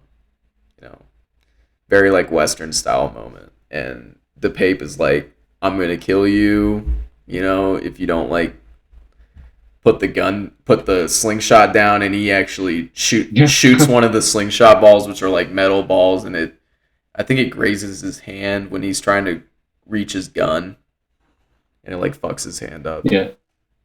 Yeah, like a couple of his fingers got pretty fucked up. Yeah. So it's a pretty cool scene, honestly. Because I thought, with it Stephen King, I'm like, he might just shoot him and like Shimi's just dead. But Yeah. you Yeah. have the knight in shining armor with Bert, like, just having a slingshot, saving him. And then you have the like sequence of everybody like trying to like kill each other because like the other coffin hunter comes up behind Keith Burt and is like, all right, I'm gonna kill you if you don't like put your slingshot down.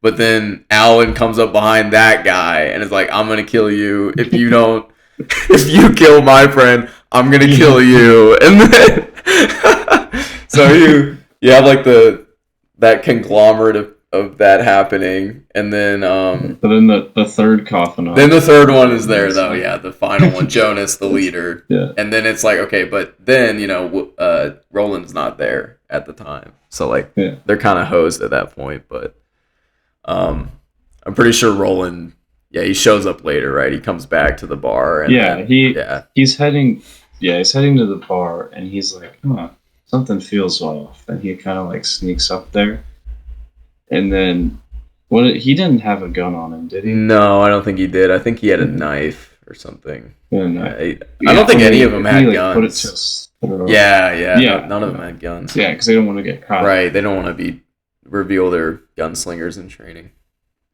Yeah, so Roland like went up, put the knife through to Jonas's neck, and was like, I'll kill you. It's like, you guys, let's all settle down now. And so none of the three bad guys, right? The goons, like they don't like this at all, because they're the classic like old Western guys, pretty badass mean guys, and now they've been looked like fools in front of three children to them like three children. Yeah, I mean 15-year-olds, so yeah, basically kids. Yeah, so they're pissed. And the sheriff comes in and calms them all, gets them to calm down and like put all their shit away.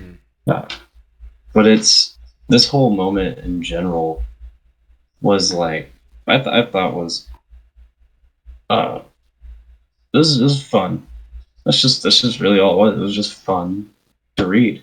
Yeah, it was a cool, like, I love the Western style moments like this where it's like the standoff.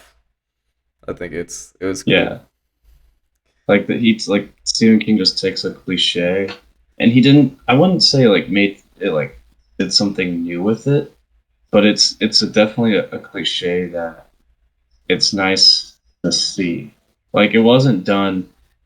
Like the cliche wasn't done like boring, or it wasn't done to where it's like, it's just this type of thing again that you see like in a bunch of comedies or whatever. It was taken seriously, and it was honestly, I don't really know how to analyze it. I'm just kind of like, damn, I liked this cliche. Yeah, it was just a fun. Oh, you kill him, I'll kill you. Yeah. Because it's like, because then I'll kill you. Oh, well, then I'll kill you, and then I will kill you. It's like Keith Burt for it sells it for me, because you just have the comic relief who's in there, and he's a badass and just doesn't give a fuck, and that's what makes it even better, because then you have the conflict of the badass old guys who earned the title that they got through their whole life of being like that. Definitely. And conflicting with the young snot-nosed brat, And then you just have Roland show up at the end, and we all love Roland. I mean, we're 4 books in. If we didn't like Roland, then we probably wouldn't. Yeah, we're not going to be reading it. Yeah. Yeah, so it's just really nice to see like Roland come in and just be like, yo motherfucker. Stop. Yeah. So I like I mean, go ahead. I was just gonna say, like, the sheriff comes in, does his thing, makes his speech, can't control anyone's actions, but they even state that sheriff basically has no, because he doesn't, the 3 goons are outside his jurisdiction, and he can't do anything with the young guys because they're way politically put on a higher pedestal. He can't touch them, so he really can't do anything. No. But he says everyone knows it, but he gives this little speech anyway, and they respect him enough to stop at this point. Right. But it sets up, the bitter rivalry here. Obviously, there's going to be some kind of showdown at some point, or they're going to like try to assassinate each other or whatever, And it also shows like the ineptitude of like the sheriff. Like he doesn't have any power, like you said. He can't really stop anything from happening. There isn't really any law. So very Western style. Very, very Western. I love it. Every 5 sentences. I love it. It was just a funny sequence too. It was good. Yeah. Oh, I guess I did forget to say that when Susan was getting molested by the old man, that was the fourth Stephen King to happen. So this is what I'm calling all the sexual things. Yeah, it's a common theme. Well, that one.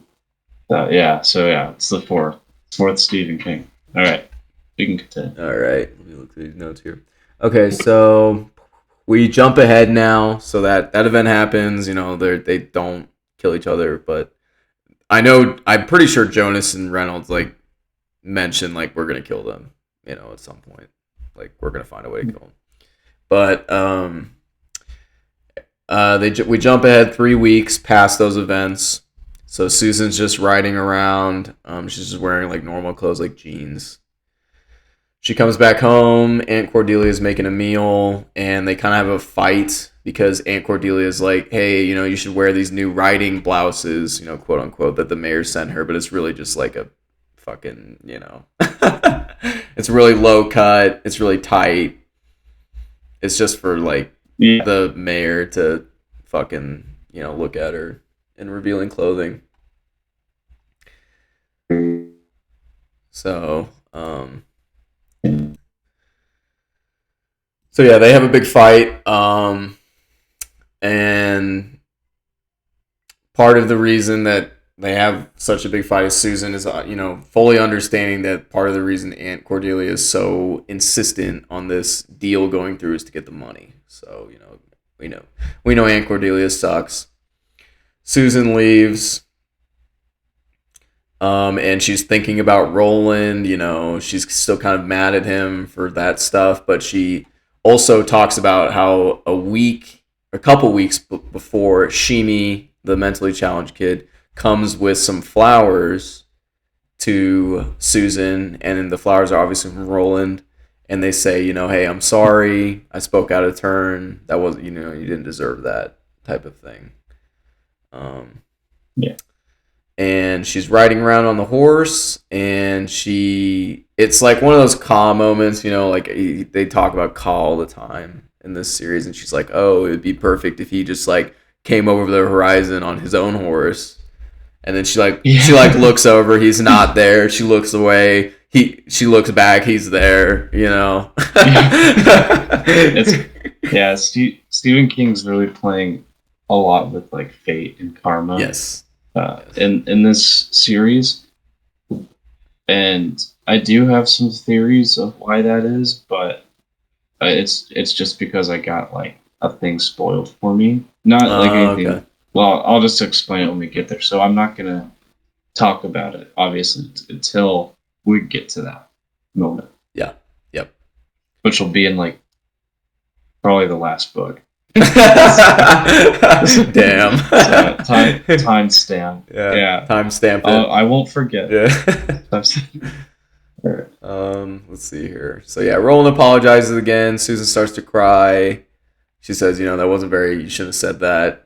You didn't understand the whole situation. Yeah, pretty basic. Pretty basic, yeah. I mean, cliche. Yeah, and then he, let's see here. I'm just reading through this. Yeah. He talks about how everybody's been friendly. he wonders if the mayor said anything unusual to her in private, and she doesn't talk about it. And then that's when he starts. So this is like the bigger plot, right? Like he starts to point out like something's weird here, and like why are there so many horses here? And at first, okay, yeah. So and at first she's like, oh, okay, I don't think there's that many horses or whatever. And then he's like, no, there's way too many horses. And she's like, okay, I agree with you. There's probably way too many horses. And then they kind of go through like a mathematical thing where they're like, okay, like how many like lame horses are there within a stock? Like how many horses do you think are in this area? Well, doesn't he mention uh about like there being like bison or oxen or something like that? And then she's Yeah, I like, think well, we don't so. got any of those. Yeah, I think so. He mentions like other animals besides horses, I think, and she doesn't think they have them there, but he's seen them. He's like Yeah, go ahead. him and his companions are trying to look at all these accounts and stuff without being suspicious, Right. and they can also tell that they're being watched, Right. but they're making sure that they don't know that they're being watched. So it's getting a little because they're like, we can't push our luck too far, else they'll do something about it because they won't damn the consequences. Right. So so Roland like came to her to ask for help, right? Yeah, he came to her to ask about these horses because, it's weird, and she starts to agree with him, and then he takes it a step further, and like he thinks there's like a whole, conspiracy going on where like, her dad supposedly died out when he was riding with his friend, and Roland's like, it may not have happened like that, like they may have killed him because maybe he discovered what was going on. And she kind of doesn't really believe it. But I know later on she kind of starts to agree. But he kind of mentions that, and they have like a heart to heart moment where he like talks about his mom. Roland talks about his mom and stuff. Yeah, and that's why she forgave him kind of quickly too. 'Cause not only does she like him, but then she's just like, oh, I can see why you flipped out like that because of your mommy situation. Yeah, definitely. So definitely. Then I'm pretty sure they make out, right? They make out for a while. Go ahead. She's like, no. He's like, oh, you're right. But yeah, and she's like, yeah. No. It's and in that moment, they have an opportunity where they could have had sex, and Roland's like, "No, I'm not going to do that because I don't want to be like what my mom and the Martin are." So yeah, he doesn't want to do it. Yeah, is this the? No, it wasn't. Okay, there we go. Oh, you're good. I didn't want to say something yet. I want to wait. Oh no, you're good. We get to the part. But yeah, some of this middle section you'll probably have to pull me through a little bit because like I really remember like the beginning and a lot of the end. Yeah, I'm the same. But a lot of this middle section is kind of like segueing into where like, yes, it just gives more. It slowly gets to the ending, right? Like build up, but it also shows more of them actually falling in love, getting to know each other more, talking. Yes. Yep. Exactly. So that's the gist of what a lot of this. Yeah, and I'll kind of try to skim past as much as I can here because like you said, a lot of it's kind of just like more exposition. But yeah. Yeah, and like hopefully people are reading the book before listening to it. Yeah, so exactly. Like, they know what's up. I do want to mention, so Roland goes back to like his friends, and I believe it's Alan, finds one of the hairs on his shoulder that's one of Susan's hairs, and I think Bert looks at him and like pretends to cock a gun and like shoot himself in the head because he's basically saying like Roland's gonna screw himself and probably screw them, but yeah, because Roland's staring off into space and they're both he's just like daydreaming, and it's like Classic, like It's 15-year-old, like look. yeah, it's so super cute. Yeah. Oh, there is, I guess.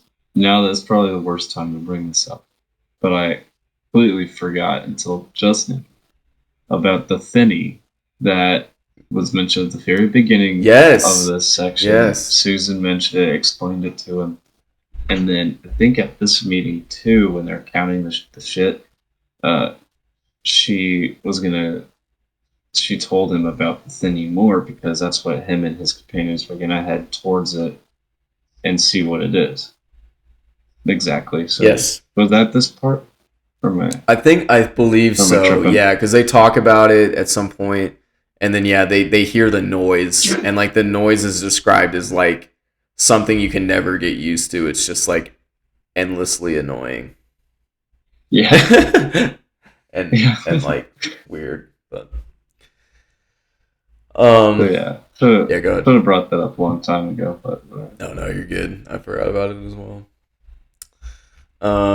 Briefly going to talk about so DePape, one of the um, coffin hunters, is he's backtracking the young gunslingers. He's learning about like where they're from, who their parents are. He's like going back and like finding out all this shit. Um, oh yeah, he's yeah. Sorry for the no, yawn. you're It's good. just it's 9 o'clock. Yeah, no, no worries. Okay, so yeah, so like he backtracks, find out who the fuck these guys like actually are. Because he's like at the saloon. They were like gunslingers, or they're but on the face value, they're these three riffraffs. So he gets to this other saloon, and there's this drunk guy telling a story about them. It's like, I've got these three lords, these three gunslingers, and whatnot, and goon guys. Just what's this one name who went back? I can't remember. Yeah, I guess it doesn't matter really. Just one of the three goons Hmm. goes back, and Oh, he's like DePape, yeah, DePape. the pig. Yeah, so he's just like telling this old guy, he's like, I'm interested in that story, and he's like, oh, you want to know the story? You gotta pay me, and then he like smacks him or something. Yeah, He's like you just, or he like grabs his shoulders and he lifts him up. He's like you tell me the story, bitch, or I'll beat your ass, and I'll play you after. And he's like, okay. So he tells him the story about him he's seen that young man's father before, and he was a gunslinger, and he knows he's also a gunslinger. Roland does so. Uh, so he just finds out Roland's a gunslinger, confirm all their suspicions, and then the old man's just like, "What are you gonna pay me in gold, silver, copper?" And then he's just gonna, lead. "I'm gonna pay you in lead," and blow his fucking brains out. Kills his ass like Jesus. Yeah, I was like, that was that was pretty bad. I knew he was gonna Like, say lead too. As soon as yeah, like he was yeah, saying every kind of metal, I'm like, this dude's dead. yeah. I knew as soon as he was like, "So you're gonna pay me?" And that's this, I was like, "Yep, he's fucking dead." It's funny. What are you gonna pay me in lead? So I was like, I can't wait if they do this show, like they're gonna do the 5 seasons of the Dark Tower eventually. That's what I heard, and I really hope they get this scene right. Yes. And it's just like a random scene, in like the fourth book of the Dark Tower series. But you know what? I want to see it done right Yeah. No. because it was cracking me It's up. pretty It was funny. just It's pretty damn funny. another like Pretty damn funny. really good Western scene. Hmm. So you can take over what happens next. All right. And Let's see. segue. I'm just Gonna try to skim here. So yeah, the boys, they do. Yeah, we talked about the thinny, so they go back towards the ranch, away from the thinny. Um,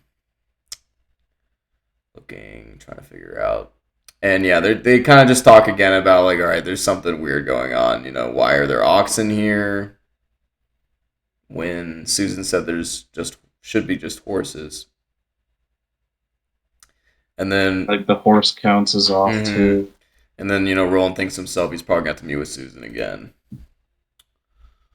Yeah, even after they promised to not Yeah, meet they keep again. promising every time to not Yeah, meet, of course. yeah. um, And Roland's just like, "Ooh, I get to see her again. Oh no!" Like, you know. And then she's always hoping that I text her again too. And she's like, mhm. yeah. So Yep. that was contacts her again, and the way he's been contacting her is been giving Shimi flowers and a letter to give to her, Mhm. Mhm. and then when it happens, Susan's aunt, what's her name again? Cordelia. Yeah. Cordelia is like, who's giving you flowers? But the basic gist of, hey, you're doing this thing with the mayor. We can't have you. We can't have you doing things with other guys, so, stuff like that. We can't have people thinking different or be doing anything.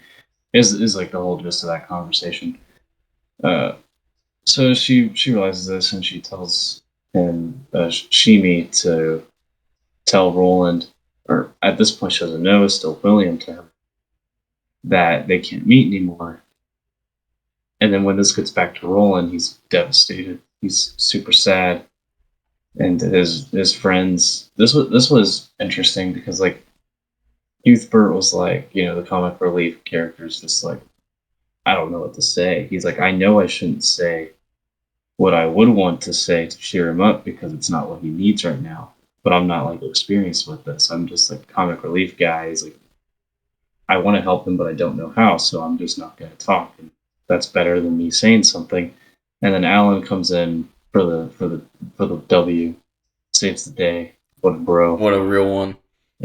What a real one! And he saves it. And like Cuthbert's like, oh thank God, because like I don't know what to say to help him, but Alan did. So Alan, says something to him. He's like, hey, the gist of it being like, hey, I'm sorry this happened to you, but we still have a mission. Yeah. So we're here for you, but can't get distracted. And Roland's like, you right, bitches. And they're all just like, yeah, bitches. That was very funny. But then, before I continue, is there anything you want to add to that? Did I miss something? No. I think you got it. Yeah, yeah. So then, like, what happens next is Susan's like, "Oh, I shouldn't have done that. I want to sue him." So you're just like, "Ah, God damn it!" So then she just goes. She goes to the store, right? And she like sees one of his friends, Arthur. It's Cuthbert, and she's like, "Oh, you seem to have lost your purse or whatever."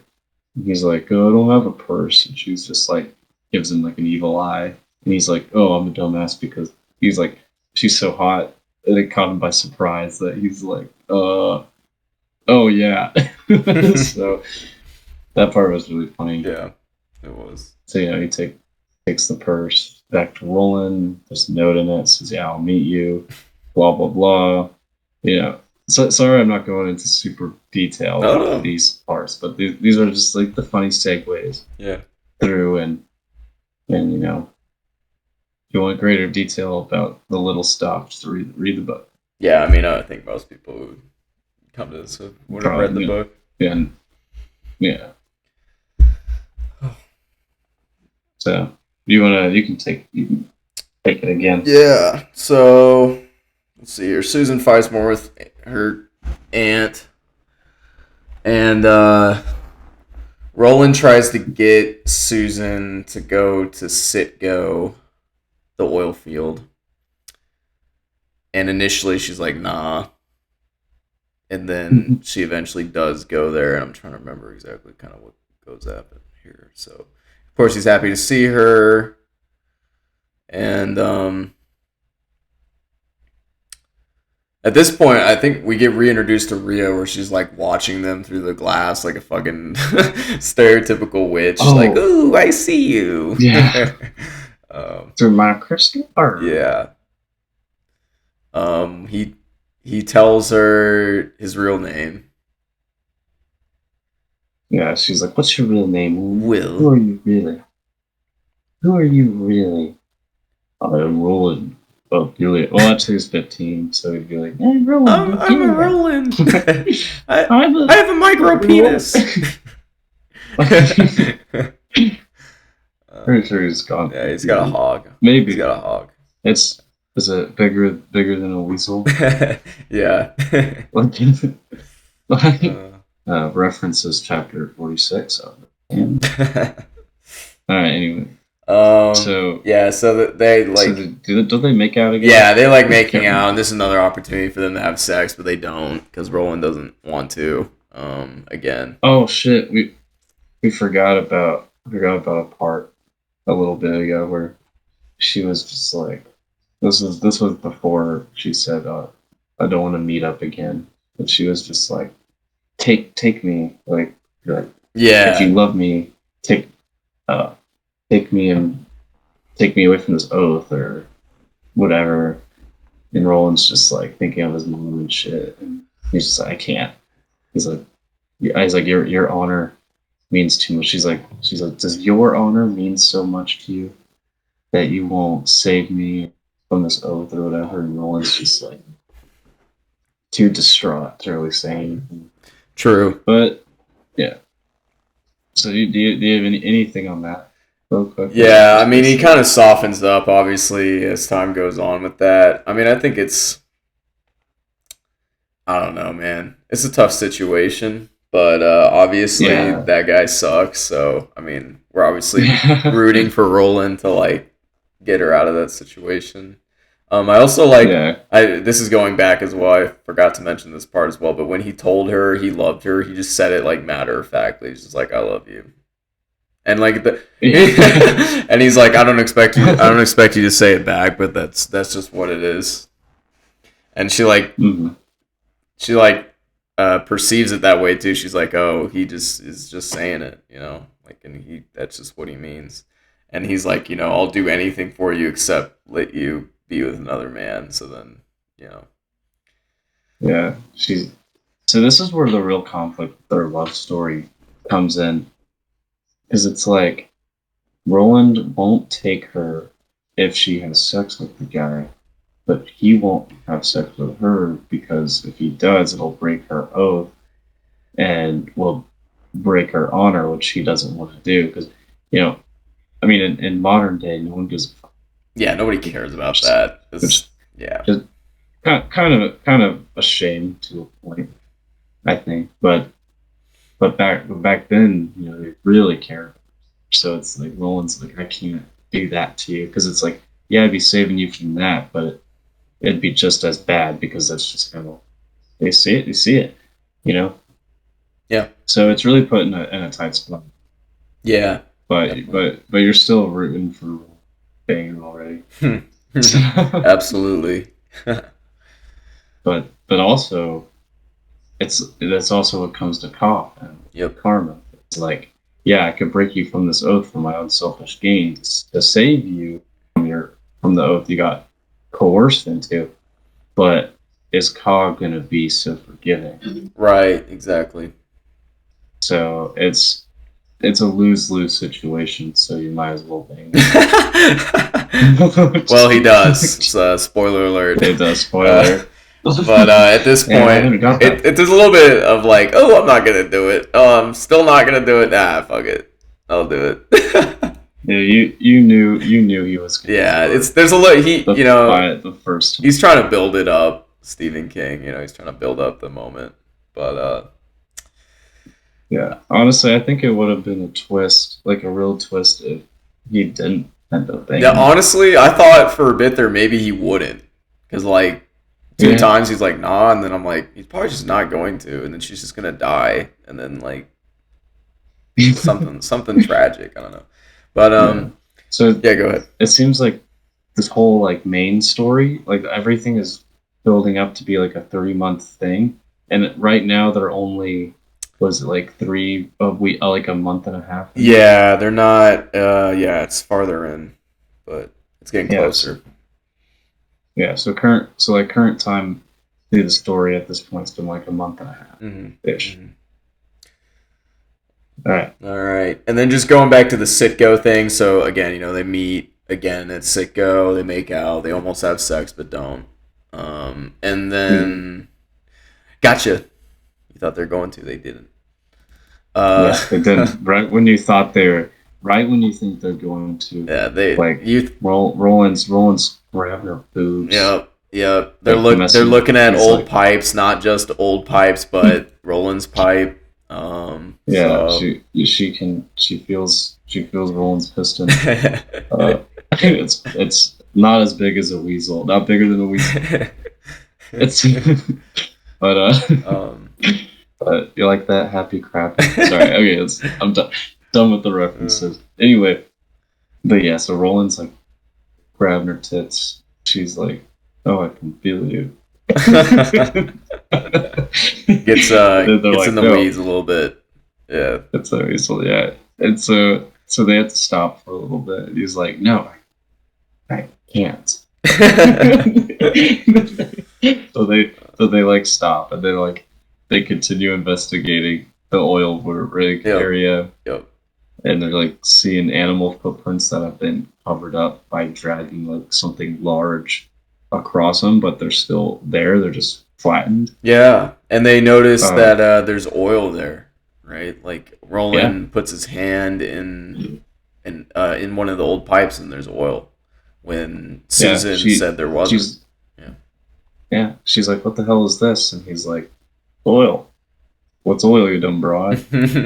I was like, say it, but like, yeah. So they find oil, and then they find the oxen, or they find the oxen. Find the tracks. They find the tracks.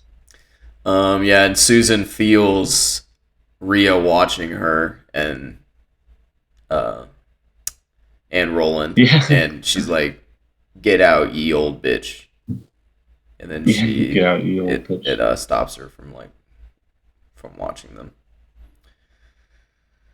But so I thought the witch watched them bang a little bit. She does when they actually. She does when they actually do it later on, but not at this point. Oh, later, not the initial. Or, so it's. Yep. Go ahead. No, I was like, what? So, what's the next thing? I just don't want to skip ahead on my memory. Oh no, you're good. So yeah, they're like, okay, why is there all this oil? Why is there all this oxen? Why are all these horses? And Susan is wondering that, and Roland's like, it's for the Farson guy. I bet they're making weapons and like oil for the Farson guy in the war, and that's why like they're getting more money from it and stuff. Yeah, and they talk about like a machine gun. It's like if you have a machine gun on railroad tracks and like you could go through this land and you could just use this machine gun to take down hundreds of men on cavalry, basically men on horses, and you could win the war easily in a couple hours. Kill everybody instantly. It reminds me of World War I. I remember reading a little bit about it. I think it was the French soldiers. Like there was a huge technological gap in World War I in the beginning, where like the Germans were using like guns and some, and tanks, and they had machine guns. They were like very early versions, but like the French when they went out to meet them, they were still using like armored cavalry sometimes, and they're just sending those dudes at these machine gun encampments and just getting annihilated. It's just of course they eventually caught up later, but like it's just one of those situations where it's like you're gonna bring a knife to a gunfight, you're gonna get fucking smoked. So that's why it's the first modern war.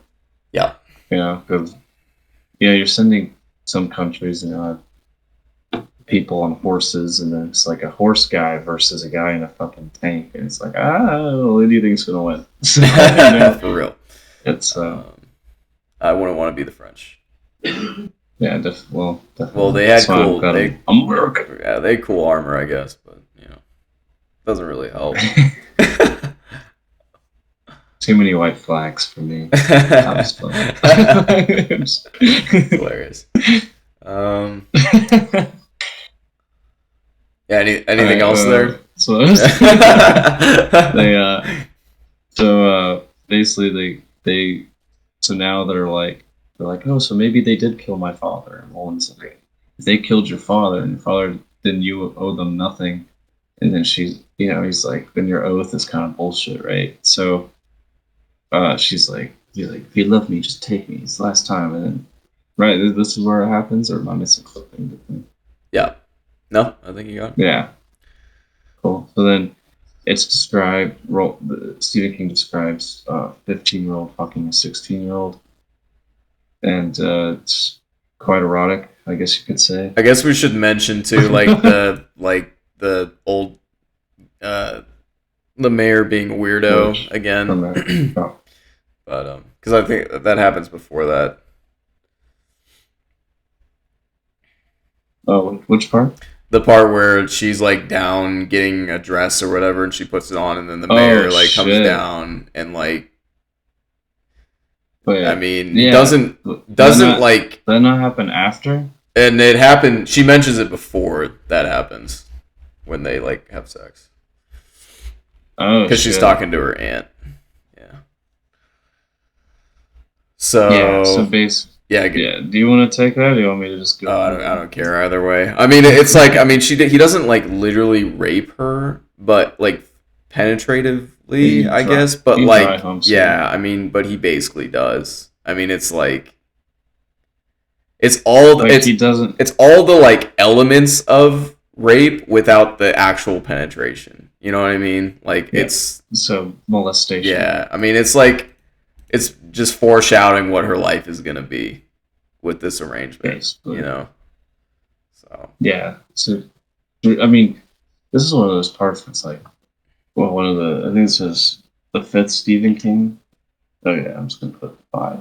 Okay, so like, could you even imagine being like a young girl, right, and then putting on these clothes you don't even want to be there, and then you just have like this 65-year-old dude who smells like shit just start fondling you and dry humping you, and then comes in his pants, and you're just like, what the fuck? Yeah, no, it's my life. Like horrible. Like it's like a nightmare. Yeah, I mean, Stephen King describes like the old dude just being like,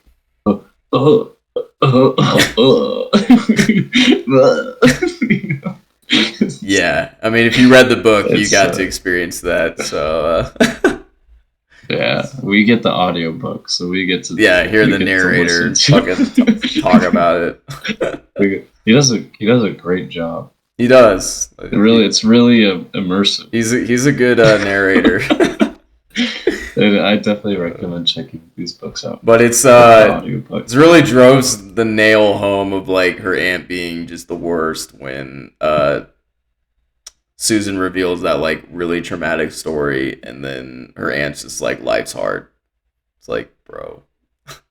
Yeah, she just has a dead ass stare. Yeah. Yeah, she just like nothing, no emotion. Yeah. She's just like, get over it. Like, I've been dry humped before too. That's not that big a deal. And then Susan's like, yeah, but like the story that aunt told him, like, yeah, but you were younger, is around your age. I'm 16. This guy's like 50 years older than me. You know, she's like, you don't know how it feels. Yeah, no, for sure. Her aunt sucks. So yeah, she's in it for the money and the land, obviously. They did say that, like, what did they say? It's like, so if her father was around, he could make the relationship better. But even there's a point where the aunt is like, thank God he died to get out of my way. Oh yeah, absolutely. Yeah, absolutely. Yeah, so I was just like, oh shit. And then so this was right before Susan went out and met. Yes. And then they went to the oil place. Okay. Well, yeah. This was after the oil place, and then they go to Susan leaves because she's pissed at her aunt. She's just riding around bareback on a horse, like doesn't even have a saddle. Oh, so she and then she ends up in a grove, and then of course Roland shows up, and then they have sex. That's where then they have sex. Okay, so I got a little bit out of order there. I know you're good.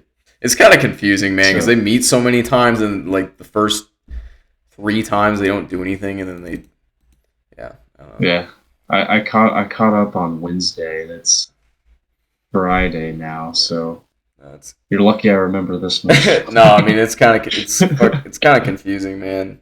I so, but Because I couldn't put it down. it was really good. Yeah, But no, I mean this part was awesome in my opinion. But yeah, so I mean they finally consummate their relationship, right? And it's yeah, fairly Roland's graphic, like but I mean if you read it, you no, know, Roland's like whatever. Yeah, Roland's just like whatever Ka brings, bring it. right? And so they and throughout this they have like even at the oil rig, Roland said, I feel like we're being watched, but I don't know where it is now. Now it's gone. So okay, Mm-hmm. and then even like at this part, Roland's like, I feel someone watching, but Right. oh well. Right. And it's the witch Yep. watching them bang. And so now this is the what's like a five. So that'd be six. This would be like the seventh Stephen King thing, but it's gonna be eight Stephen Kings because the witch I think is also masturbating. Mm-hmm. If I remember, yeah, I think don't so. I remember. believe so. But yeah, so the thing that she was hypnotized gets triggered, and she tries to cut off her hair with like a river stone, and Roland stops her, but she does cut off like a little bit of her hair before he can We stop her. should, yeah. So you're talking about the next day when Roland wakes up. She's missing, and he's like doesn't have time to put his clothes on. He like hears his teacher's voice in his head, and like, no boys, no time. And so he goes to look for her and make it, and she's like head dipped into the river or pond or whatever. Hair's getting wet. And she's about like cutting her hair, and Roland goes down. He's scared, doesn't know how to stop her, and so I think he like what smacks her or something. Yeah, yeah, And she's just like, "Ow, that hurt. Why would you do that? I thought you loved me." Blah blah blah. And he's like, "Dude, I was scared shitless. I didn't know what to do. You were gonna kill yourself. You were gonna draw blood. right, exactly. You know? And she can't, and then he's able to deduce it's Rhea, um, who caused that, and then Yeah. like Susan tries to remember like when she got hypnotized, and she can't really remember. Um, they have sex again, of course. Yeah. They've sex a couple more times. So, hey, how um, old are you? How old are you really?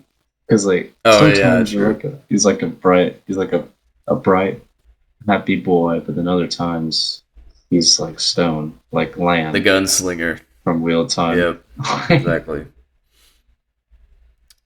Oh, so what what happened then? Was it then the interlude? Yeah, that's pretty much Or it. I mean, there's a part where Cordelia like talks to Jonas, one of the coffin hunters, and like Cordelia is attracted to Jonas or whatever, and but that's pretty oh much it. yeah. Yeah, and that's like it. But Yeah. If you really want to talk, like if you all really care about Cordelia and Jonas's romance arc, then sorry to break it to you. It's interesting when I'm reading the audiobook, but I'm not digging too deep into nah, I think it. that's uh, just showing that like all the sucky people are homies, basically. So yeah. um, So and then then's the interlude. This part, my because like at some point like I would have been down to keep going, but it's really nice having. It's kind of like watching a play or yeah, something yeah, because then you have like the middle break to kind of divvy it up and give you some breathing room in order to slow down and think about everything read. And so when it goes back to Kansas, Roland's talking to back to Eddie, Susanna, and Jake's like eating burrito, the last gunslinger burrito, yeah. and he's like he may not even be hungry. He's just eating it just to eat because of just listening to Roland's story. Mm-hmm. Eddie makes a joke where he's just like, "Oh, you've been talking forever," and like they're talking about like how time's felt like it's barely passed. And Roland's just like, "Yeah, time goes different here, as you can see. It's the sun is still up. It's not even like really going down because time's changing as we talk."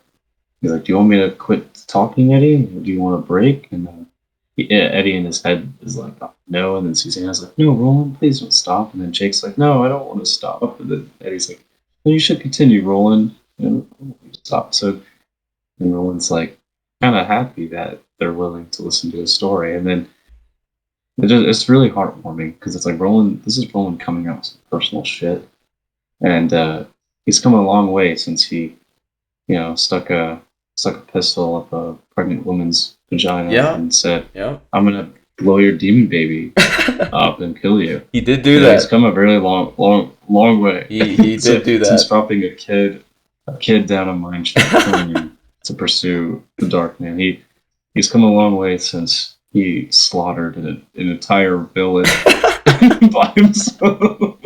That first book was wild, So, man. That first book was dude, wild. yeah, Ugh. he's come a long way from Yeah. fucking succubuses Yep. that are attached their spirits to rocks. Yep. These are all from the first book, if you remember. So anyway, I like it. It's character development. Now he can come out with his feelings.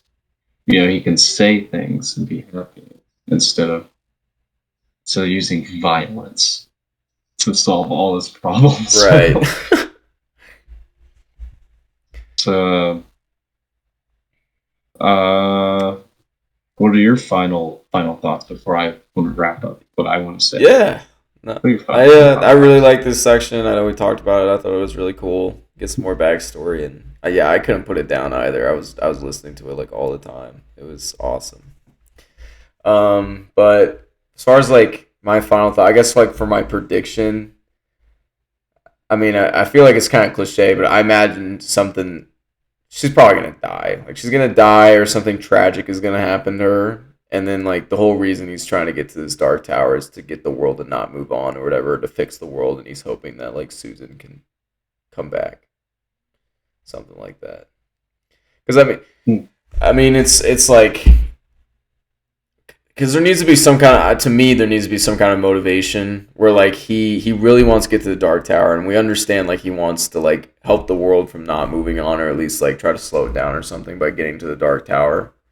And I'm sure he cares about his friends and stuff dying from that, but this being like such a powerful like love interest or whatever, being set up as like they're like soulmates, it's like I feel like something bad's gonna happen to her, and then like that's gonna be the motivation of going to the tower. But I don't know. Yeah. So that's a pretty good prediction. It's kind of similar to mine in a way, because so what I think is going to happen is I think Susan probably going to die, like you said, Right. and so this is basically the whole story of like we assume that Roland's friends died because of his relentless pursuit of the Dark Tower, but he was already thinking about doing that before he met Suzanne. So I'm not saying Suzanne doesn't lead him into furthering that goal.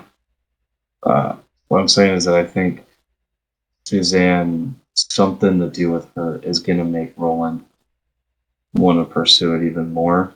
Like you said, uh, what I think is gonna happen to her, knowing Stephen King and seeing Roland as now, seeing his reactions to the sound of Vinny when they got off Blaine, and like all that, she's gonna die. I don't know if she'll die in this book or in this section. I think what'll happen is like she'll live, but so much fucked up shit will happen. Or maybe the witch takes over her body and kills her. Or maybe the witch takes over her body and leaves, or something. Um, Yeah, I mean, I'm sure the witch is gonna do something because like obviously her like what she was trying to do with getting her to cut her hair off didn't work, so she's obviously not gonna like that. So something. Yeah. So I definitely think Susan, I mean, is gonna die, like you said. Uh, I don't know if it'll lead into Roland pursuing the Dark Tower relentlessly. I mean, it is a pretty good prediction that it will. I just don't. I don't think it. I don't think it will, but it might. I mean, they haven't So we'll mentioned see. the Dark Tower really at all in the like at this age. She's not aware of it. It seems like, but maybe later on when he discovers it. But I don't know. Because We'll like see. they've mentioned it a little bit with his father, but it's not to the point because his father's like, I'm gonna send you on a quest, and like gonna be sent to look for the Dark Temple or something like that. But then that's when his father's like, no, you're going east type of thing. So it's Mhm. like, but right now Roland's not obsessed with it. No, no. But yeah, now I'm actually now that I think of it, your prediction's probably the right one. No, no, no. Something's gonna happen to her, and he's gonna be heading there The thing for for sure, that. I mean, I mean, something's gonna happen to her. It can't end like this. Yeah, I think we both agree that she's Yeah, probably gonna something die. fucked is gonna happen. Yeah, I don't think his friends are gonna die. I think it's Yeah. just gonna No. be her, and and I'm gonna just take a wild guess. I think she's not gonna die, but I think her aunt is gonna kill her. That's my prediction. I'm gonna Okay, say the aunt I could see it. because I think it's a little too cliche or obvious for either like the witch, uh, Thorin, or the goons to do it. I feel like uh, Stephen King might take another a twist, basically like a M Night Shyamalan twist, and have the aunt be like, "Oh, you guys ruined everything. Now we'll never get the land," and then she'll Right. just like freak out and accidentally kill her or something. Yeah. Yeah. Because they've been building up their whole thing too, and it hasn't gone to that point where it might kill you, but it could, Yeah. especially now that she's hanging out with Jonas. Yeah. They're all friends. So, um, Yeah. this oh, do you think Roland got her pregnant? I think so. Honestly. Yeah. Knowing Stephen King, he's gonna make it as sad as possible. I bet she's pregnant. She's gonna die with his kid. Yeah. After reading In the Tall Grass, you know he's gonna Yeah. be. Yes, he So, likes to kill off pregnant women. So, well, she's not. He likes to kill off the child. yeah. Well, Susan's. I could see her being pregnant, but obviously, Susanna, the wheelchair bound girl in the present time, Oh, yeah, she's pregnant too. So she's also pregnant. I almost forgot about I that. know. I'm wondering when that will become. Obviously, it's going to become more of the forefront later on. But Yeah. Well, I think she's either going to tell them in this book or the next because she already told Roland, right? Like in this book, was it? yeah, I think Or did she tell him? Yeah, no. she told She Roland, but told him. not Eddie. I think. Yeah. So Yeah. they're. Yeah, she said. I think she's going to tell it after Roland tells his story. Then she was going to let everyone. Yeah. So we might get at the end of this book, or they might save it Yeah. for the next Yeah. We'll see. one. That was a long part. Yeah. That No, was that was way longer than the first part. yeah, it was good. Yeah, it was pretty I good. I thoroughly enjoyed. And one last thing is that the two people that at work originally told me that they're like the first time they read this book, they thought it was a little bit of a slog to get through the middle portions. And when I think about like reading like a hard, I can kind of see that because with the audiobook I can just put it at 1.25, right, and then listen to it and get through all the slower parts quicker, and and you're just listening to it while doing other things. So, but if you're like physically just sitting there reading a book and you're not much of a reader, or a lot of Stephen King's parts of character development take quite a bit. So I could kind of see how this could be a slog to some people. Uh, I really enjoyed it, but like I said, we can speed it up and still get everything on the audiobook side. So Definitely. And I think part of it also is this book is significantly longer than the first three. The first three were much shorter. So if you're reading it like in real time and you're actually sitting down to read it, I'm sure you feel the length a lot more. You're like, oh, this one's way longer. You know. So. yeah, it's fine for us because we finished 8 books of Wheel of Yeah. Time, so this is This is like nothing. nothing. Yeah. It's like half a Wheel of Time book. Yeah, so Yeah. yeah, the part 3 is called Come Reap, and come as in COME. So come reap. Hmm. Just so you know, I mean, with Stephen King, you never know. So Yeah, you never know. it's you, you you can do an outro if you want, or if you have anything else. Otherwise, I'm No, good. I'm good. No, I don't have anything else. If y'all stick with us to listen to this podcast, we appreciate it. Feel free to give us like a like or a comment on YouTube. That would really help the channel. We're always open to feedback as well. So let us know what you'd like to see different. And then if you're listening to us on Spotify or any other podcast website, it's always nice for a review. That helps to grow the channel as well. So appreciate you all listening, and we'll read part 3 for next week. Mm-hmm. Well, smell you later, Red. See ya.